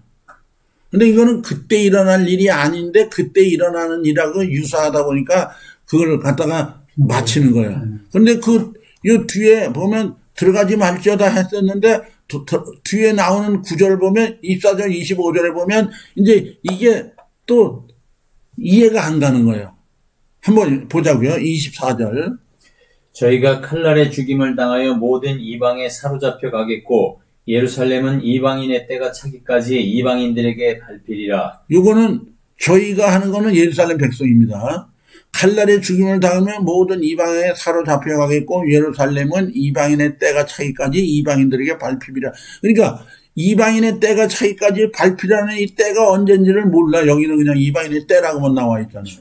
그렇잖아요. 이것은 이미 비유가 시작이 되는 거죠. 여기서는 비유가 시작이 됐는데 비유인 줄 모르고 문자적으로 보니까 진짜 예루살렘이 그 티토 장군이 와서 예루살렘을 함락시키는 그런 장소를 보니까 이해가 돼야 안 돼요. 그러니까 66년 이전까지는 이걸 다 그렇게 해석을 했다는 얘기죠. 그렇지. 로마의 침공으로 다 해석을 했었죠. 지금 그렇게 해석을 하고 있다는 얘기. 지금 현재. 세상교회에서. 그러니까 그런데 그걸 그렇게 보면 그 다음에 뒤에 일어나는 그 일이 안 맞아. 그러면 그게 그때 일어난 거라면은 그때 25절을 한번 읽어봐봐요. 1월 성신에는 징조가 있겠고. 네, 1월 성신은 해달별이거든. 1은 해고, 월은 달이고, 성신은 별 성자를 썼다. 그래서 이 징조가 있겠고, 이게 징조가 있어야 되는 건데, 여기서는 징조에 대한 해석을 안 해놨어. 그런데 그거, 이제 마태이 24장 29절 30절 한번 읽어보자고요. 그날 환란 후에 즉시 해가 어두워지며 달이 빛을 내지 아니하며 별들이 하늘에서 떨어지며 하늘의 권능들이 흔들리리라. 이건 누가복음하고 마태복음은 똑같은 거예요. 그런데 말씀은 조금씩 변개해서 해놓은 거예요. 근데 같은 얘기를 갖다가 해놨는데 여기는 1월 성신의 징조가 있겠고 하는 징조 있는 얘기만 했는데 여기서는 그 징조가 뭐냐, 해달별이 떨어지는 얘기를 하는 거예요. 그 다음에 30절에 인자의 징조가 하늘에서 보이겠고 오신다는 거죠. 그러면 이게 티토 장군이 만약에 2000년 전에 예루살렘 성전을 심판할 때 그게 티토 장군이었다면 그때 예수님이 구름 타고 오셨을까? 해달별이 떨어졌을까? 그러면 성경이 맞아요, 안 맞아요? 안 맞죠. 그걸 비유가 아니고 티토 장군이 와서 이스라엘을 심판할 것을 기록한 거다 하고 누가복음 20장, 21장, 20절, 21절, 24절 읽어놨다가 이러니까 1월 성신이 해달별이 다 떨어지는 그 사건이 왜 예수님이 오신다고 그랬는데 그때 그게 육적인 사건이었다면 예수님이 오겠느냐 이거지. 와야 맞잖아. 근데 실제 오셨느냐 그때. 안 오셨잖아요. 그러면 이게 문자적으로 풀으려면은 이해가 되겠어요, 안 되겠어요? 문자적으로. 그러니까 이거 재림 때 오실 거잖아. 그러니까 이거는 비유를 얘기해놨는데 그 재림 때 오늘 비유를 모르다 보니까 앞에는 이렇게 풀면은 이거는 티토 장군이야 해도 이해가 된다는 얘기야. 그러나 그 뒤에 보면은 해달별이 떨어져서 예수님이 오신다는 것이 이렇게 요거하고 같이 마태복음에서 자세히 해석을 하는 거니까 예수님이 오셔야 되는 거 아니야. 그러니까 그걸 풀려니까 풀려져요, 안 풀어져요? 그러니까 뭐 풀다가 말다 할 수밖에 없지. 그러나 우리는 이게 비유가 마태 29장의 설명을 이렇게 갖다가 달아보면 이것은 티토 장군 시대에 이루어진 게 아니고 계시록 13장, 14장에서 일어날 일이다. 그죠? 예. 그래서 이것도 한번 마태 24장 조금은 읽었나 이거? 한번 다시 읽어보자고. 30절까지. 그날 환란 후에 즉시 해가 어두워지며 달이 빛을 내지 아니하며 별들이 하늘에서 떨어지며 하늘의 권능들이 흔들리리라. 그래 이게 1월 성신의 20일에 징조가 있겠고 하는 징조가 30절. 그때 인자의 징조가 하늘에서 보이겠고. 예. 그럼 인자의 징조가 보인다면은 티토 장군이 그때 예루살렘 성을 함락시킨 거면은 예수님이 오시는 게 와야 돼, 안 와야 돼요? 문자적으로 본다면. 문자적으로 하면 와야 근데 오셨느냐고요? 안 오셨다. 그러니까 이게 비유라는 얘기야. 이게 비유를 모르면 하늘과 땅이고 천국과 지옥이라는 얘기예요. 이거 조금 이해가 좀 되나 모르겠어요. 근데 이 비운데도 또 계시록에서 6장에서도 해달별이 떨어지는 거 있고 또 7장에 8장 이런 데서 또 해달별이 떨어지잖아요. 떨어져. 그러니까 그건 노정이잖아. 노정 때문에. 그런데 신천지에서는 13장까지는 하나로 만들어 버렸잖아. 그렇지. 7가지 하나. 하나. 그러니까 노정을 싹 없애버리는 거지. 그래서 요거는 그건 신천지에서 없애는 거고 요거는 예루살렘에서 이렇게 예루살렘을 기록한 것 같지만 13장 시대, 14장 시대에 일어날 일을 비유를 기록해 놓은 거지 그때 일어날 일을 기록한 게 아니다. 그러면 이것을 알아보려면 이제 계시록으로 들어가야 돼요. 사복음서 중에서도 마태복음은 소계시록이라고 그러죠. 그리고 소계시록이라는 것은 계시록에 연결이 됐다는 얘기잖아요.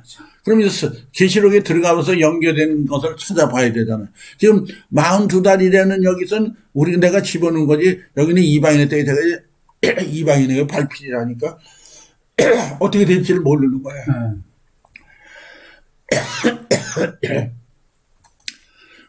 그랬었을 때 실제 문자적으로 보면은 그래서 안 풀린다는 얘기야. 비유를 모르면 안 풀린다.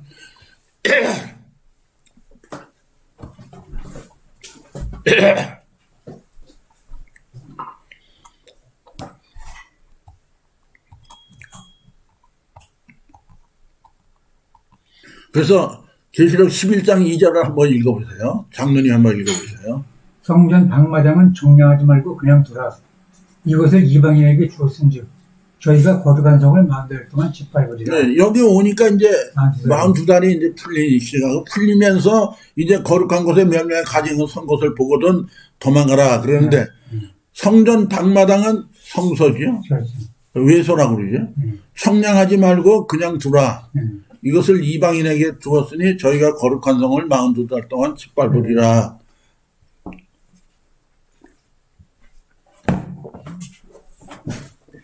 그러니까 아까 누가복음 22장에서 이방인의 때가 차기까지는 이방인들에게 밟히리라 한 그것이 어딘지를 몰랐어. 그래서 근데 계시록에 보니까 성전 방마당이라고 나오잖아. 청량하지 말고 그냥 이것을 이방인에게 주었으니 거룩한 성을 42달. 그러면 이방인이 또 누구냐 이게. 42달 동안 누가 짓밟은 거냐 이거지.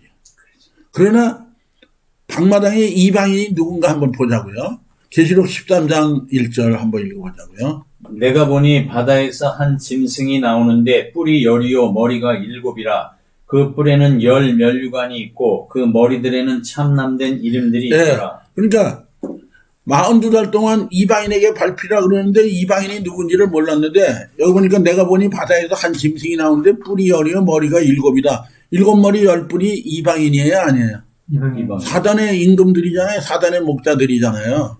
그럼 요 사람들이 7머리 10뿔이 나오면 이 13장은 이제 진짜 전쟁터가 되는 거예요, 여기가. 그런데 이 사람들은 이것을 갖다가 계시록 그 2장에 나오는 유죄일 재단을 갖다가 여기다가 집어넣으면 안 된다는 얘기죠, 그게.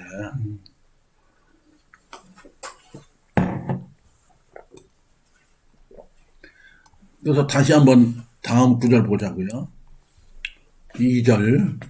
내가 본 짐승은 표범과 비슷하고 그 발은 곰의 발 같고 그 입은 사자의 입 같은데 용이 자기의 능력과 보좌와 큰 권세를 그에게 주었더라. 그래 13장이니까 바다에서 7머리 10뿔이 나오는 그것이 지금 보니까 표범 같고 곰 같고 사자 입 같고 용이 자기 능력과 보좌를 큰 권세를 그에게 주었더라. 용의 새끼들이라는 얘기잖아요. 그런데 이것을 갖다가 얘들이 도표를 만들었는데 내가 도표를 안 만들려다가 만들었는데 이거는 잘 알고 있어야 돼. 신천지에서는 이거를 18번으로 이걸 노래를 불러. 근데 이거는 반대로 틀린 것을 가장 잘 정리해 놓은 장면이기도 한 거예요, 이게. 자, 그래서 이제 보자고요. 지금 이 장막을 하나 그려놨죠? 그러면 이제 방마당에서 우리가 계시록 11장에 아까 2절에 읽어보니까 거룩한 성에 멸망의 가정을 선 것을 보거든 그때 유대에 있는 자는 산으로 도망가라는 산이 지성산이거든.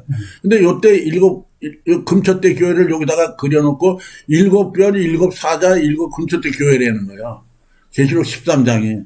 근데 계시록은 성전 방마당이라 그러고 13장 사건 42달인데 요거는 7별, 7금초대 사건이 아니잖아요. 전혀 관계없는. 이거는 그러니까 노정을 모르다 보니까 노정을 싹 걷어서 놓고 13장, 14장이면 13장은 이미 12장에서 6째 목자가 나왔을 때잖아요.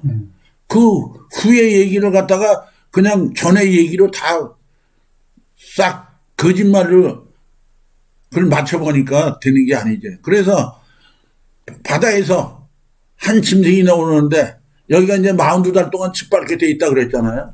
42달 동안 땅에서 한 짐승이 나오는데 머리가 7이야. 머리가 뿔이 10이다. 그러면 여기가 거룩한 곳 지성소가 아니고 여기는 성소다 이게 방마당. 왜냐면 하나님 집이 거룩한 곳이잖아요. 그리고 여기가 하늘 맞아요 안 맞아요? 맞죠. 그리고 해달별이 있는 곳, 그 하나님 백성들이 있는 곳. 근데 여기 7머리 10뿔이 들어와서 여기를 다 성도들을 미혹하는 거잖아요. 근데 미혹해서 끌고 나가는 겁니까? 미혹해가지고 거기가 그냥 있는 겁니까? 거기 있는 거죠. 근데 이거 미혹해서 다 끌고 나갔다고 그런다고 그러니까. 그러니까 지금 계시록 13장이 12장하고 그 유죄일 재단이니까 그걸 갖다가 지금 13장 아직 나오지도 않았고 이루어지지도 않은 걸 갖다가 유죄일 재단에 갖다 마치니까 말도 안 되는 얘기 지금 하고 있는 거예요. 그러면서 이제 이 7머리 10뿔은 또 누구 앉아 있어요? 여자가 음녀가 앉아 있잖아요. 바벨론. 그러니까 이게 7머리 10뿔이 바벨론이고 사단의 족속이라는 얘기가 나오는 거죠. 그 다음에 여기는 거룩한 성, 외소, 하나님 백성들. 그래서 여기서 도망가는 자들은 진자고 아니, 꼬리를 따라가는 자들은 진자고, 일로 시온산으로 도망가는 이긴 자다. 그러면 지금 12장, 13장하고 14장, 15장 사건은 아직 많이 남았어요? 안 남았어요? 그러면 증거장막 성전이 지금 나오면 돼야 안 돼요? 안 되죠. 몇십 년 전부터 지금 증거장막 성전을 한 40년이 넘도록 40 아까 2년인가 얼마 그랬잖아요. 그동안 증거장막 성전이라고 지금 아직도 안 나왔는데 40년이 넘도록 거짓말하고 있는 거죠. 맞아요, 안 맞아요? 맞아요. 그래서 이게 여자가 앉은 그 일곱 산이요, 일곱 왕이라고 하는 그것이 이제 뒤에 구절이 있지만은 이것이 사단들이 들어와서 하나님 나라를 해하는 그것이 일곱 머리 열 뿔이 들어와서 이방이 42달 동안을 밟는다 하는 그것이 13장에 이루어지는 건 맞지만 이것이 일곱 별 유죄 제단은 아니지 않느냐 이거죠. 거룩한 것도 먹고 다 맞잖아요. 그러나 일곱 머리 열 뿔이 들어와서 이걸 전부 미혹시켜서 13장을 점령한 거잖아요. 나간 게 아니잖아요. 얘들은 꼬리를 갖다 썼는데 꼬리는 12장에 나오는 거잖아요. 꼬리가 3분의 1을 떨어뜨렸다고 그러지. 이건 꼬리를 떨어뜨렸다고 그런다니까. 그러면 이건 13장이 아니라 12장이라 해야 되지. 또 2장인 일곱 별과 일곱 근처에 있는 2장을 갖다 놓으면 안 되잖아요. 6장도 여기다 갖다 놓으면 돼야 안 돼요. 그러니까 13장까지 다 갖다 놓았으니까 자기네가 6장에서 무너지는 것까지 자기네는 그걸 잊어버리고 뭘 잊어버렸다는 거는 모른다는 얘기 아니에요. 그런데 자기네는 6장이 아니라고 그러죠. 14장이라고 그러잖아요. 15장 증거장막 성전이라고 그러잖아요. 그러니까 이 두 표를 이렇게 만들어 놨지만 이게 다 거짓말이에요. 거짓말 아니에요. 이거 온전히 거짓말이에요. 그러니까 잘 어디 가서 얘기할 때, 장로님 얘기할 때도 이걸 잘 이해를 하셔야 돼. 어디 갖고 다녀도 돼. 이게 신천지 할 때는 요것만 갖고 다녀도 되는 거예요. 그러니까 여기서 간단히 말하면 일곱 별에서 나오는 거는 신천지로 나오는 거다. 네. 나오려면. 근데 이거를 일곱 별에서 증거장막 성전 14장으로 나가는 거다. 이거는 아니다. 아니지. 네. 그거는 14장 시대에 가서 14장 시대에 나와서 아직 14장 나오지도 않았는데. 네. 그래서 그거를 이제 13장 그 5절도 한번 읽어보자. 우리가 여기다 이제 42달이라고 얘기를 계시록 11장 2절에서 읽어봤지만 여기서 이제 그게 확실히 증거가 되는 거야. 13장 5절 6절. 또 짐승이 큰 말과 참남된 말하는 입을 받고 또 42달 일할 권세를 받으니라. 짐승이 입을 벌려 하나님을 향하여 회방하되 그의 이름과 그의 장막 곧 하늘에 거하는 자들을 회방하더라. 일곱 머리 열 뿔이 그 누가복음 21장 24절에 보니까 이방인의 때까지 짓밟히게 돼 있더니 진짜 이방인의 때까지 짓밟히는 건 맞아요, 안 맞아요? 여기는 42달이라고 확실하게 나왔잖아요. 그리고 짐승이 입을 벌려 하나님을 해방하되 그의 이름과 그의 장막 곧 하늘에 거하는 자들을 해방하더라. 그런데 해방하는 이들 외에 누가 있다고 그랬죠? 조금 아까? 음녀 바벨론. 네. 그래서 그걸 바벨론이라는 게 사단의 나라라는 거예요. 이게 사단의 나라가 지금 13장으로 직결하는 건 맞지만 이게 유죄를 재단은 아니지 않느냐 이거지. 그거는 아예 생각지도 말아요. 이거는 말도 안 되는 얘기를 해놓고 있는 거예요. 자, 그래서 이제 음녀에 대해서 바벨론이라고 하는 음녀에 대한 것 한번 보자고요. 일곱 머리 열 뿔을 위에 탔다고 그랬잖아요. 한번 보자고요. 자, 17장 1절입니다. 또 일곱 대접을 가진 일곱 천사 중 하나가 와서 내게 말하여 가로되 이리 오라. 많은 무리에 앉은 큰 음녀에 받을 심판을 네게 보이리라. 땅의 임금들도 그로 더불어 음행하였고 땅에 거하는 자들도 그 음행의 포도주에 취하였다 하고. 여기서 땅에 거한다니까 13장에서 두 뿔 가진 짐승 모양 하나님 백성들이 배도자들이죠. 예. 그러니까 땅에 거하는 자들 그렇죠. 멸망자들도 땅에 거하는 거지만 땅에 있는데 13장은 하나님이 집이었죠. 그런데 안 나온 사람들이죠. 15장으로 도망 나와야 되는데 안 나온 자들이잖아요. 예, 읽으면서 그걸 이해를 하고 들으셔요. 음황의 포도주에 취했다고 진로의 포도주 율법 안에 취해 있는 거죠. 율법을 그러니까 비유를 하는 걸 못 읽으니까 이렇게 읽어주는데도 이해가 안 가고 이해가 안 간다는 건 따라갈 수가 없죠. 그런 거예요. 그 다음에 3절. 곧 성령으로 나를 데리고 광야로 가니라. 내가 보니 여자가 붉은빛 짐승을 탔는데 그 짐승의 몸에 참남된 이름들이 가득하고 7머리와 10뿔이 있으며. 예, 7머리 10뿔을 탔다는 거는 다스리는 자라는 얘기죠. 이 음료가 여기서 나오는 거야. 우리가 13장에는 짐승 하나가 나오잖아. 13장에는 짐승 하나가 나오는데 머리가 7에 뿔이 10이라고 그랬을 때 그 짐승의 얘기는 13장에서는 안 나와.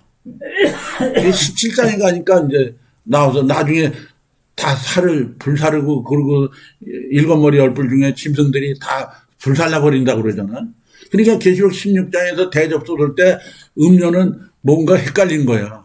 그러니까 그들한테 그 쫄개들한테 버림받은 거지. 자, 그래서 14절 그 여자가 나중에 17장에서 마지막에 버림받는데 여기서는 아직은 대우받는 사람이라고. 4절. 그 여자는 자줏빛과 붉은빛 옷을 입고 금과 보석과 진주로 꾸미고 손에 금잔을 가졌는데 가증한 물건과 그의 음행에 더러운 것들이 가득하더라. 그러면 우리가 여기서는 금과 보석과 진주 이게 다 말씀은 말씀인데 거짓말이죠. 이게 신천지가 지금 거짓말을 많이 하고 있죠. 새 언약은 거짓말을 더 하죠. 더 하는지도 모르잖아요. 꾸미고 하는 거잖아요. 꾸미고. 그러나 그건 꿈 같은 얘기예요. 그 다음에 그 이마에 이름이 기록되었으니 비밀이라 큰 바벨론이라 땅의 음녀들과 가증한 것들의 어미라 하였더라. 그 큰 바벨론이라는 게 그 여자가 바벨론이라는 얘기예요. 그럼 이 바벨론은 구약에는 진짜 바벨론 왕이 있었잖아요. 그 이스라엘을 70년간 다스리던 사람이잖아요. 근데 그걸 빙자해서 여기서 바벨론이 나오지 바벨론 지금 어디 있어요? 없잖아요. 그러니까 이것도 비유로 지금 얘기하고 있는 거죠. 그 땅의 음녀들과 가증한 것들의 어미라. 그 다음에 17절 9절. 지혜 있는 뜻이 여기 있으니 그 7머리는 여자가 앉은 7산이요 또 7왕이라 5은 망하였고 하나는 있고 다른 이는 아직 이르지 아니하였으나 이르면 반드시 잠깐 동안 계속하리라. 그러니까 7머리 10뿔을 탔다 그러는데 여기서 그 7머리 여자가 앉은 7산이요. 그러니까 또 7왕이라 그러잖아요. 그러니까 여자가 바벨론인데 그것이 7머리 10뿔을 탔다. 바벨론은 이방이고 사단의 나라다. 예, 그렇게 이해하시자고요. 그 다음에 그래서 이게 아까 5절 6절을 읽었을 때 5절 6절을 읽었을 때는 짓밟게 돼 있었죠. 그 한번 이제 요거는 이제 음녀에 대한 것을 우리가 따로 본 거고 한번 13장 7절부터 한번 읽어보자고요. 또 권세를 받아 성도들과 싸워 이기게 되고 각 족속과 백성과 방언과 나라를 다스리는 권세를 받으니 죽임을 당한 어린 양의 생명책에 창세 이후로 농명되지 못하고 이 땅에 사는 자들은 네. 또 권세를 받아 성도들과 싸워 이기게 되고 하니까 누가 이긴 거예요?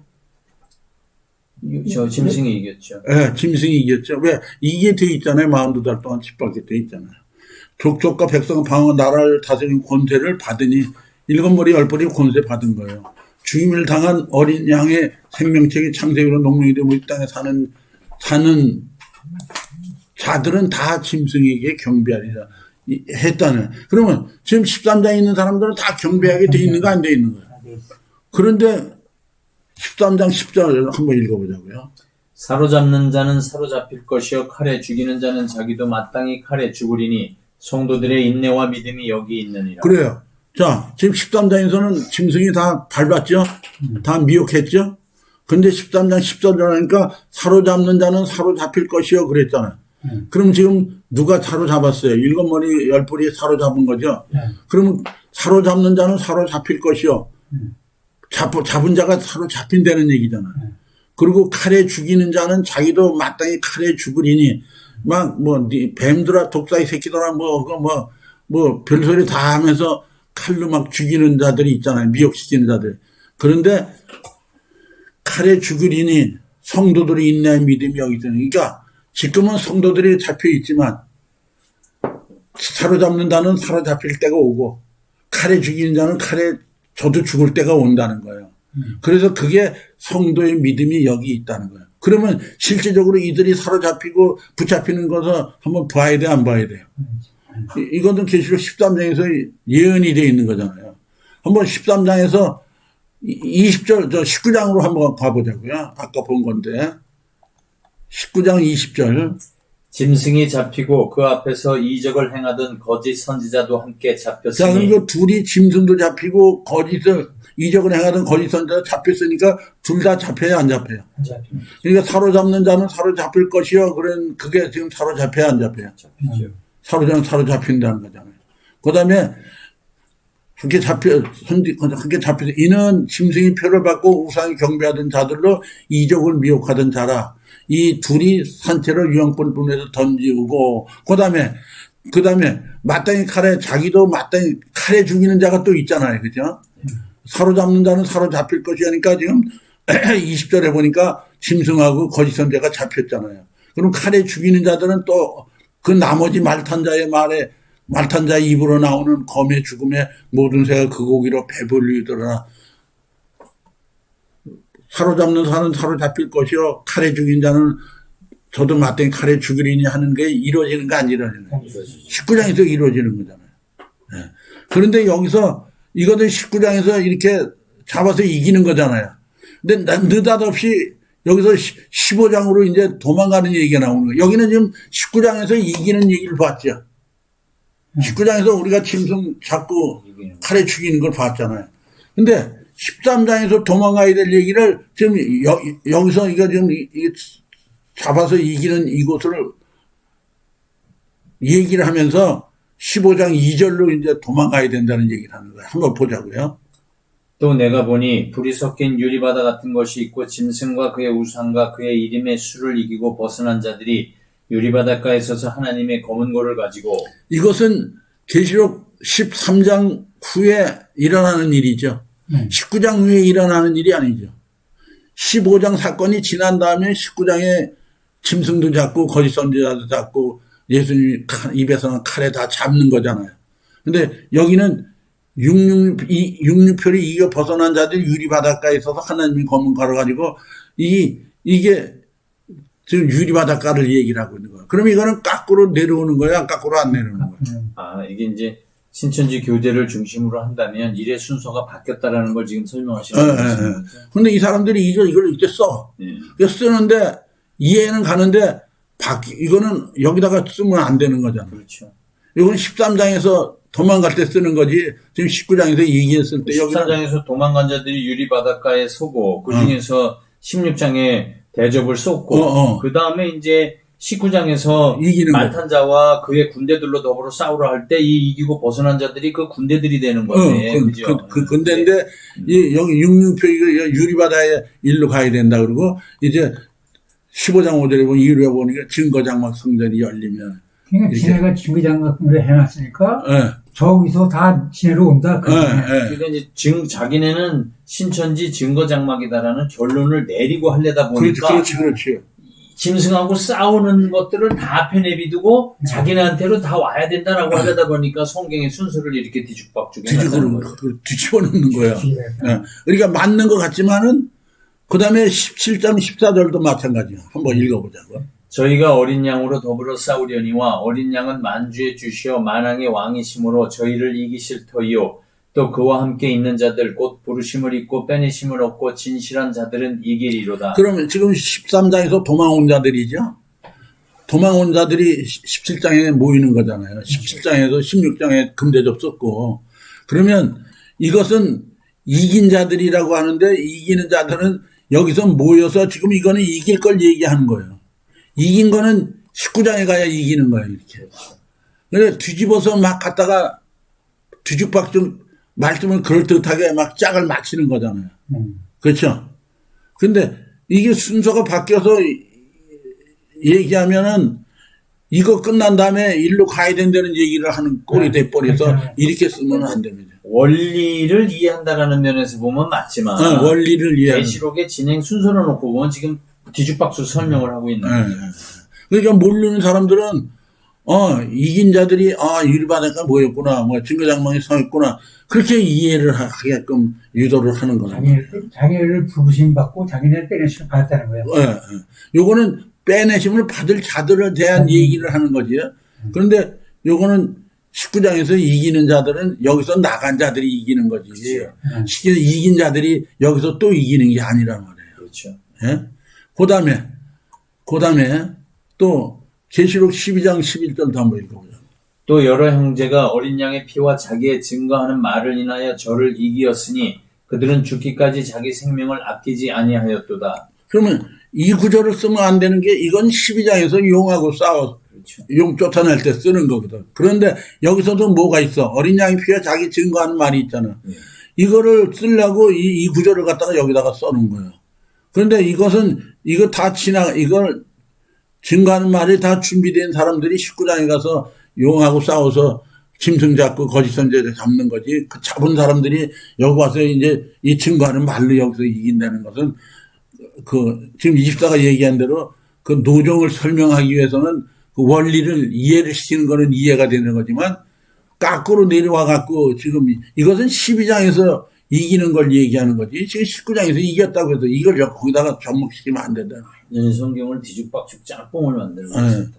그래서 우리가 지금 전쟁을 공부하는 것은 지금 전쟁 얘기를 하고 있는 거예요, 이게. 근데 전쟁은 실제 활을 가지고 하는 게 아니고 말씀 전쟁이다 하는 얘기를 하는 거예요, 지금. 그래서 말씀에 대한 단어가 이제 뒤에 나오지만 이 사람들이 이렇게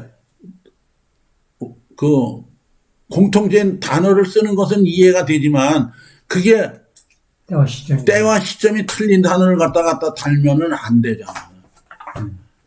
여러분들도 그렇게 이해를 하고 계세요.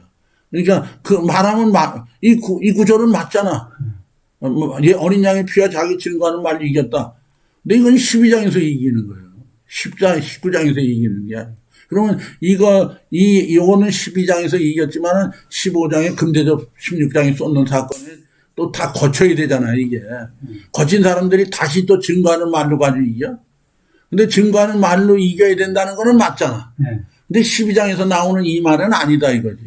이건 12장의 말이다, 이거지. 이해가 좀 됐으면 좋겠네. 자, 그 다음에 한번 결론을 한번 읽어보시자고요. 육적 선민과 육적 이방의 육적 전쟁을 빙자하여 성령이 함께하는 영적 선민과 악령이 함께하는 영적 이방이 서로 대적하여 증거하는 말로 싸우는 것을 전쟁으로 비유하였다. 다시 한번 읽어보자고요. 결론. 육적 선민과 육적 이방의 육적 전쟁을 빙자하여. 아까 도표를 한번 우리 본 거 있죠.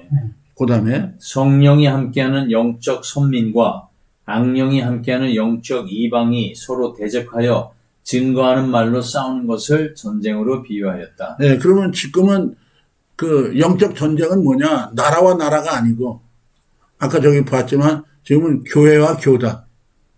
그리고 교리 전쟁. 교리 전쟁이라는 얘기잖아요. 그래서 증거하는 말로 싸우는 것을 전쟁으로 비유했다는 정의를 내리는 거예요. 그러니까 전쟁은 육적 전쟁이 아니고 교리 전쟁이다. 말씀 전쟁이다. 예. 그 다음에 비유한 병기에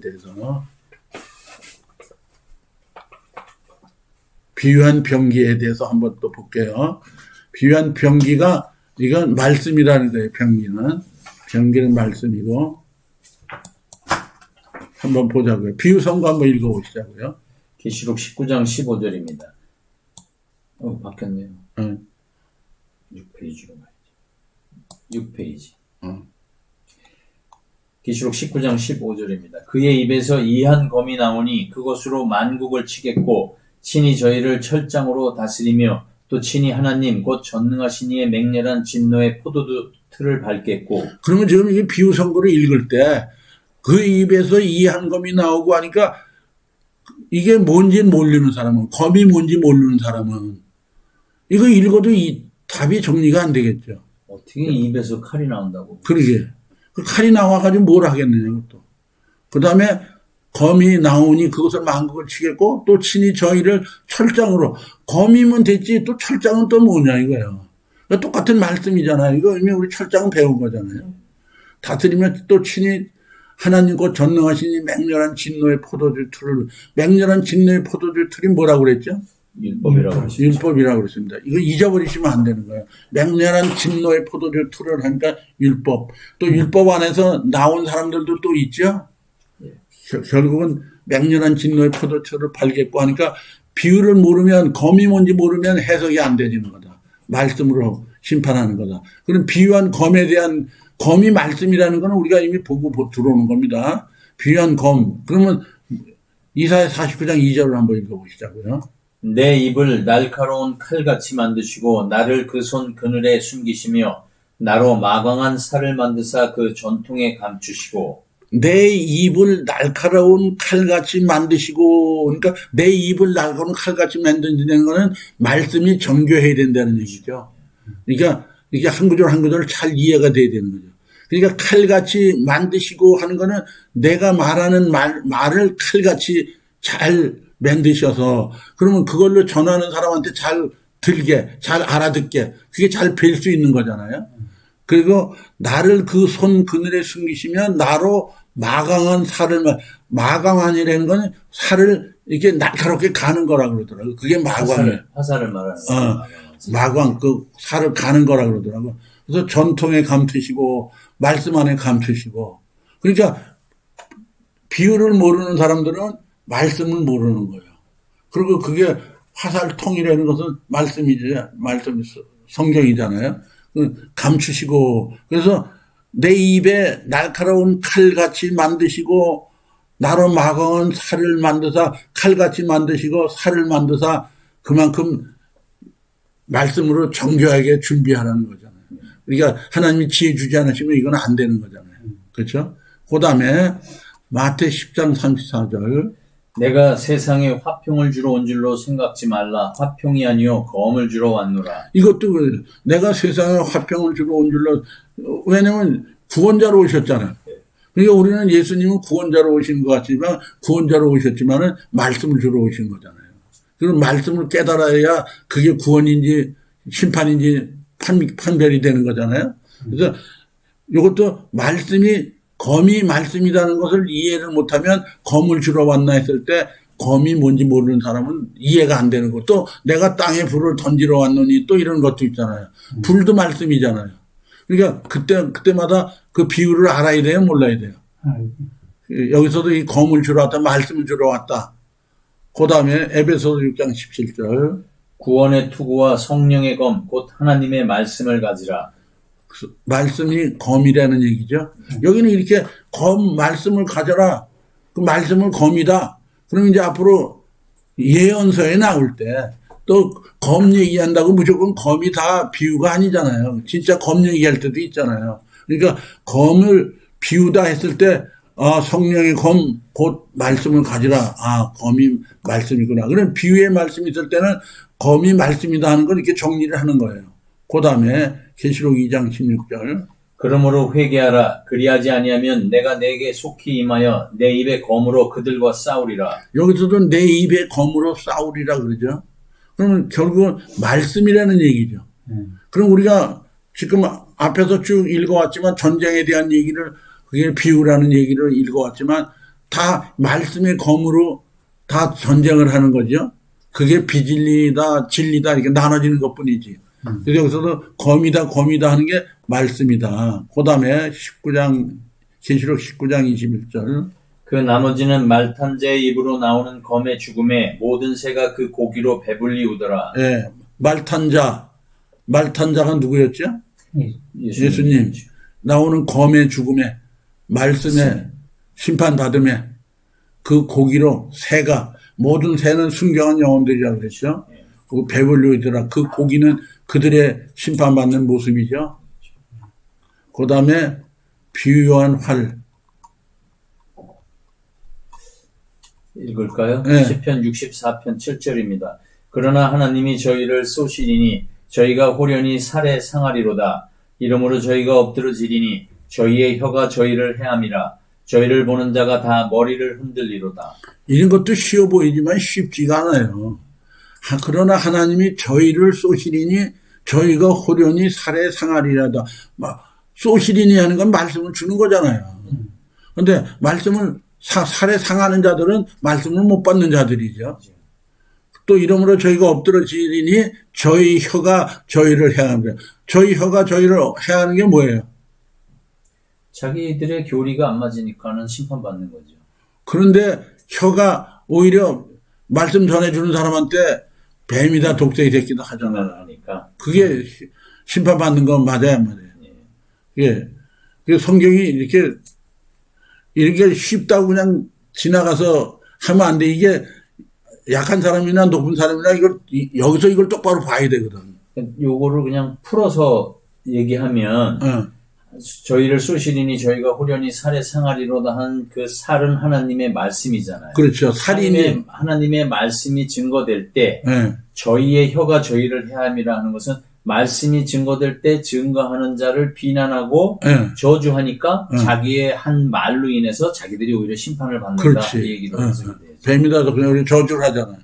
그러니까 그게 심판이지. 아멘 해도 시원찮을 텐데 저주를 하니까. 그 다음에 하박국 3장 8절. 여호와여 주께서 말을 타시며 구원의 병거를 모시오니 하수를 분이 여기심이니까 강을 노여워하심이니까. 그럼 여기서도 그 말을 탄 구원의 병거를 모시오니 하수를 분이 여기시면 하수를 뭐라고 봐야 돼? 하수를 거짓 교리죠. 이방의 교리. 또 유브라데라고 그래도 되겠죠. 하수. 그 다음에 강을 노여워하십니까? 강은 그들이 강이죠. 그러니까 하수다 강이다. 그들이 일꾼들이죠. 다 사람을 얘기하는 거잖아요. 바다를 대하여 성내시니까 바다. 강을 노여워하십니까? 바다. 하수, 강, 바다 나왔잖아요. 다 사람들이죠. 성내심이니까 주께서 활을 꺼내시고 살을 바로 발하셨나이다. 셀라라는 게 내가 먼저 읽어봤는데 준비된 자라고 그러던가 뭐 하여간 그래 봐도 셀라라는 게 있더라고. 아멘이랑 좀 다른 단어로 쓰지만 내내 맥락은 같다고 봐야지. 그렇게 비슷하다고. 그 준비된 자들 뭐 이렇게 나오더라고. 하두들로 땅을 쪼개셨나이다. 그러니까 하두들 빚을 잃어. 땅을 쪼갰다는 것은 이방을 들어서 하나님의 백성을 심판하신다는 얘기죠. 그렇지. 그 이게 엄청나게 해석이 틀리잖아. 문자 비유를 모르는 사람은 이게 해석이 안 되잖아요. 그렇죠. 하두들로 땅을 쪼개셨다. 하수물로 땅을 쪼개셨다. 그렇게 알아들을 것 같으니까. 그래서 살에 대한 얘기를 지금 보는 거죠.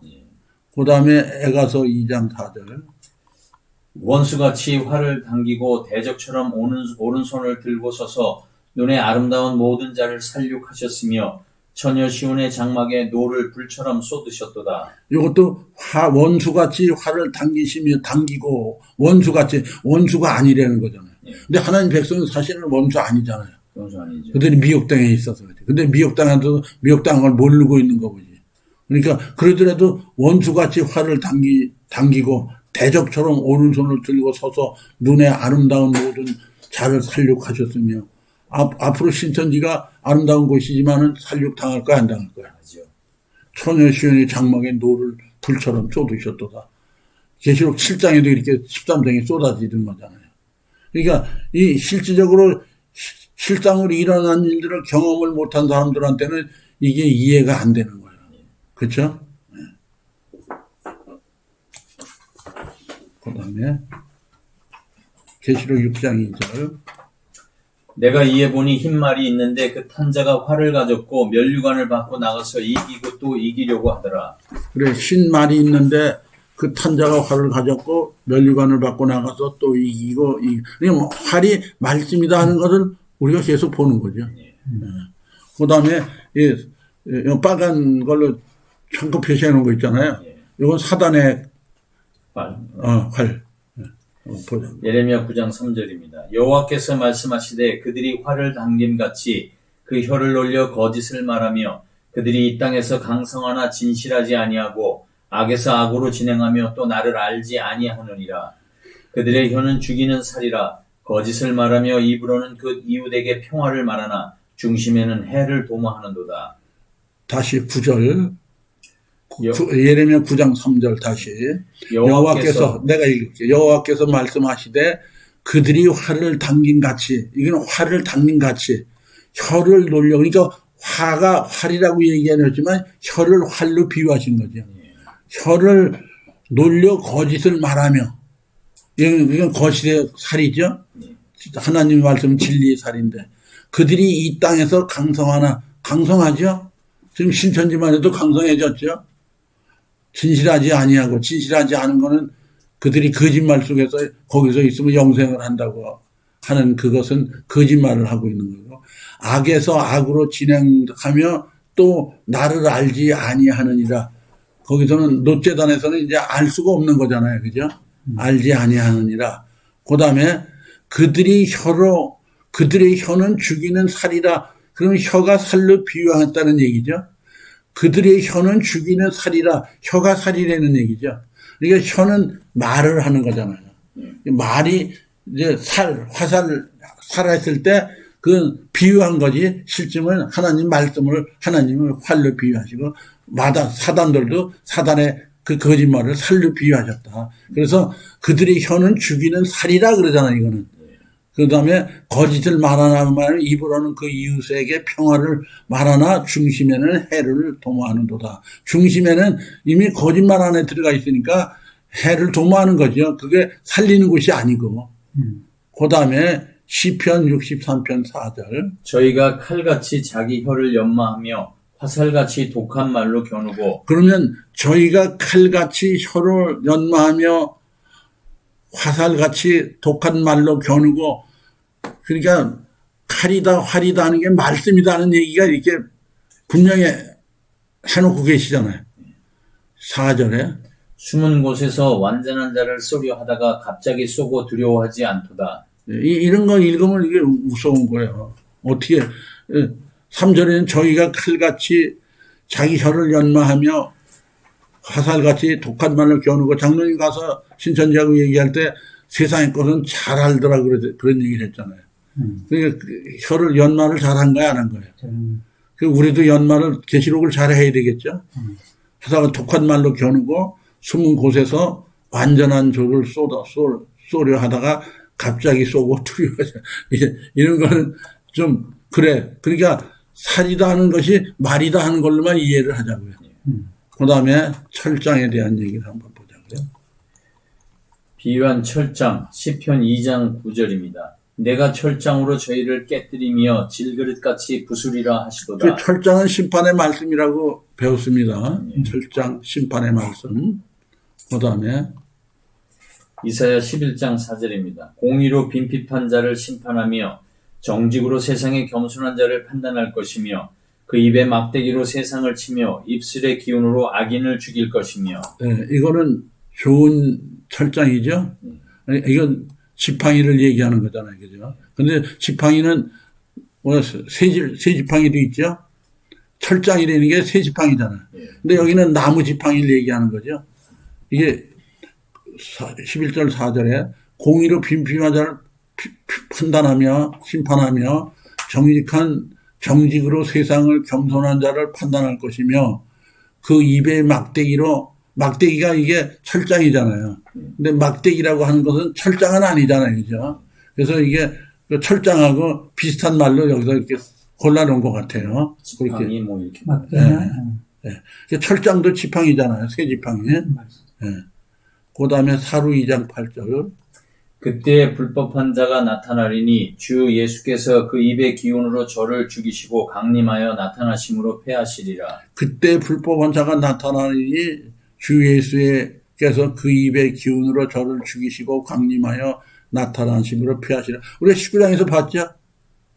19장에서 짐승 잡고 거시선제에서 잡았잖아요. 네. 그러나 13장에도 나오시고 14장에도 나오시고 그죠? 또 7장에도 나오시고 8장에도 나오시고. 그 왜 말씀이 나오는 것이 다 심판의 말씀이죠. 그렇죠. 네. 그가 철장과 저희를 다 질그릇 깨뜨린 것 같이 하니라 나도 내 아버지께 받은 것이 그러하리라. 철장 말씀을 새 지팡이를 받았다. 말씀을 받았다. 그 다음에 계시록 12장 5절. 여자가 아들을 낳으니 이는 장차 철장으로 만국을 다스릴 남자라. 그 아이를 하나님 앞과 그 보좌 앞으로 올려가더라. 12장에서 나오는 아들이 그 아이를 보좌 앞으로 올려가더라 그러잖아요. 남자라 그랬는데 여자가 아들을 낳으리니 이는 장차 철장으로 만국을 다스릴 남자라. 그 아이를 하나님 앞과 보좌 앞으로 올려가더라. 이게 계속 12장에서 이제 용을 잡기 위해서 5절에 올라가는 거잖아요. 보좌로. 이제 보좌가 어딘지 알았죠? 하나님 앞이죠. 보좌가, 그리고 짐승의 보좌가 있는가 하면 하나님 보좌죠. 그러면 지금 아들은 보좌로 올라간 거 맞죠? 아들이 보좌가 되는 거잖아요. 그렇죠. 인도자의 반열로 올라갔다. 그렇지. 또 사단의 보좌도 사단의 인도자고. 그렇죠. 네. 그 다음에 비유한 갑옷, 갑주. 일단은 갑옷, 갑주라는 것은 말씀으로 깨달아서 이거는 콩이다, 팥이다 딱 가슴에 기록한 사람들. 그것을 철장으로 갑옷으로 비유를 했잖아요. 무장을 한 사람들, 깨달은 사람들을 갑옷이라고 그러는 거지. 갑주하고. 한번 읽어보자고요. 밤이 깊고 낮이 가까웠으니 그러므로 우리가 어두움의 일을 벗고 빛의 갑옷을 입자. 그러니까 말씀으로 거듭나자 그 얘기죠. 말씀을 채우자. 빛의 갑옷을 입자. 근데 흔들림이 없이 싸움. 갑옷을 입으려면 영적인 갑옷을 우리한테 입어야 되니까 갑옷을 입자 하는 그 갑옷이 믿음이라는 이 얘기를 하자고요.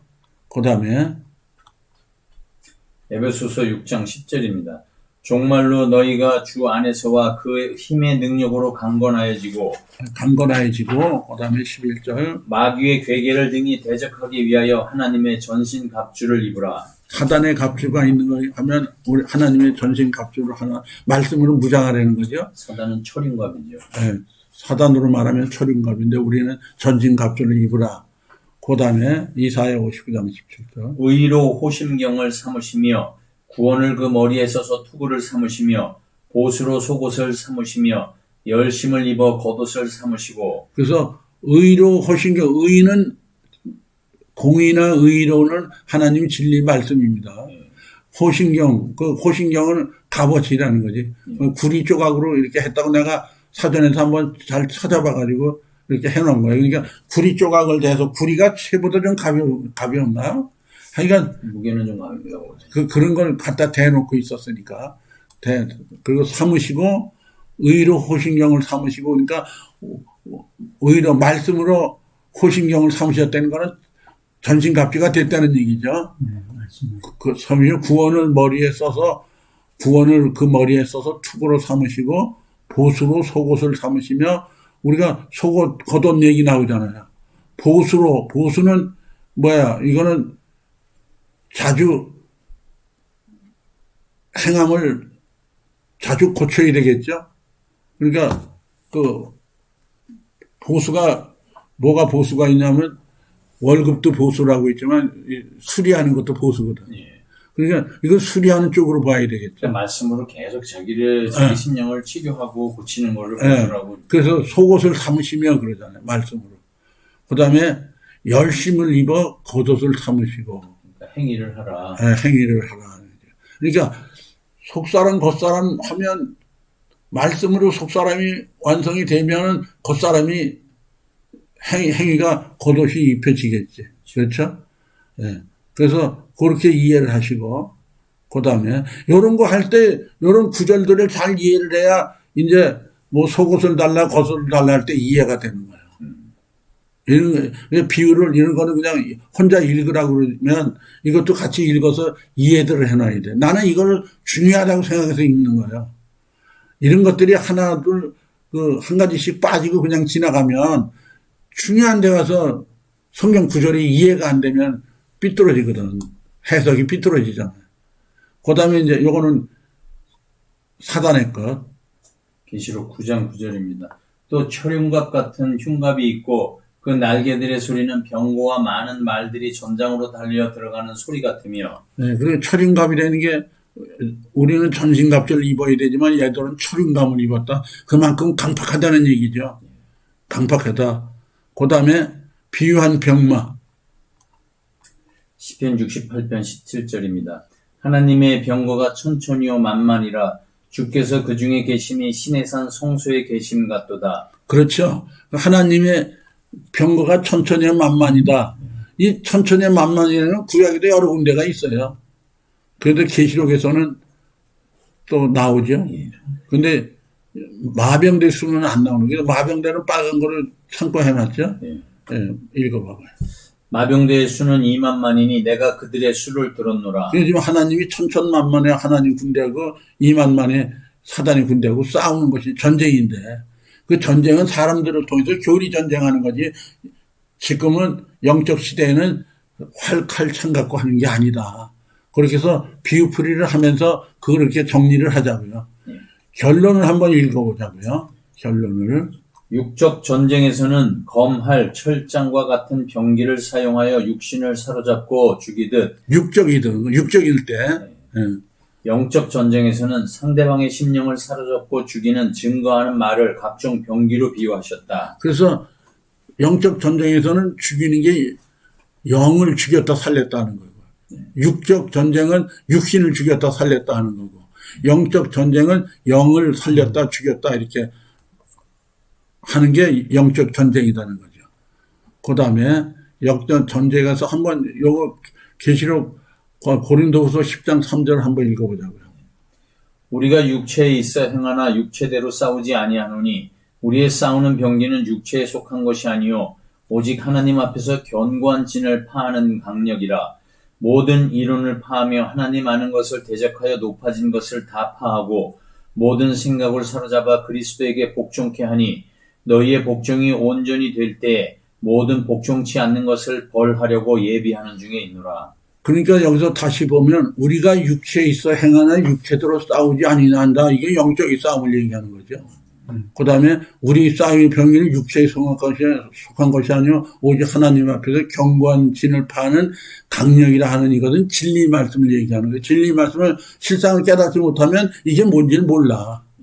그냥 우리가 천주교나 개신교에서 자기네 그 믿음대로 걔들도 싸우잖아요. 그러니까 그냥 갖다 밀어붙이는 건데 우리는 예언과 실상을 알다 보니까 이것은 강력한 견고한 성을 진을 파는 강령이라는 그게 이거는 실상의 말씀이라는 걸 알고 얘기를 하는 거란 말이에요. 그 다음에 이 강력이라 그 다음에 모든 이론을 파하며 하나님 아는 것을 대적하여 높아진 것을 다 파하고 모든 생각을 사로잡아 그리스도에게 복종케 하니. 그러니 이것을 실상 예언의 말씀을 잘 일러주기 전에는 이대로 이루어질까 안 이루어질까요? 그전에는 아니죠. 안 이루어지는 거예요. 이게 복종케 하려는 것은 깨우쳐 줘야지. 깨우쳐 줘서 깨우침을 받아야 할 때 복종케 되는 거지. 그 다음에 6절. 너희의 복종이 온전히 될 때. 이거는 깨달았을 때. 깨달고 나서 다 된 거예요? 아니죠. 깨달고 이제 행함이 없는 믿음은 또 죽은 믿음이라는 게 또 있으니까 그걸 생각을 해야 돼. 그러니까 너희 복종이 온전히 될 때, 행함으로 나타날 때 모든 복종치 아니하는 것을 벌하려고 예비하는 중이야. 복종치 아니해도 심판이라는 얘기죠. 그래서 오늘 비풀이를 이렇게 성경 낱말 하나하나 푸는 것도 심각하게 생각을 해야 되겠더라고요. 수고하셨습니다. 오늘도 비풀이를 여기서 마감을 할게요. 수고하셨습니다.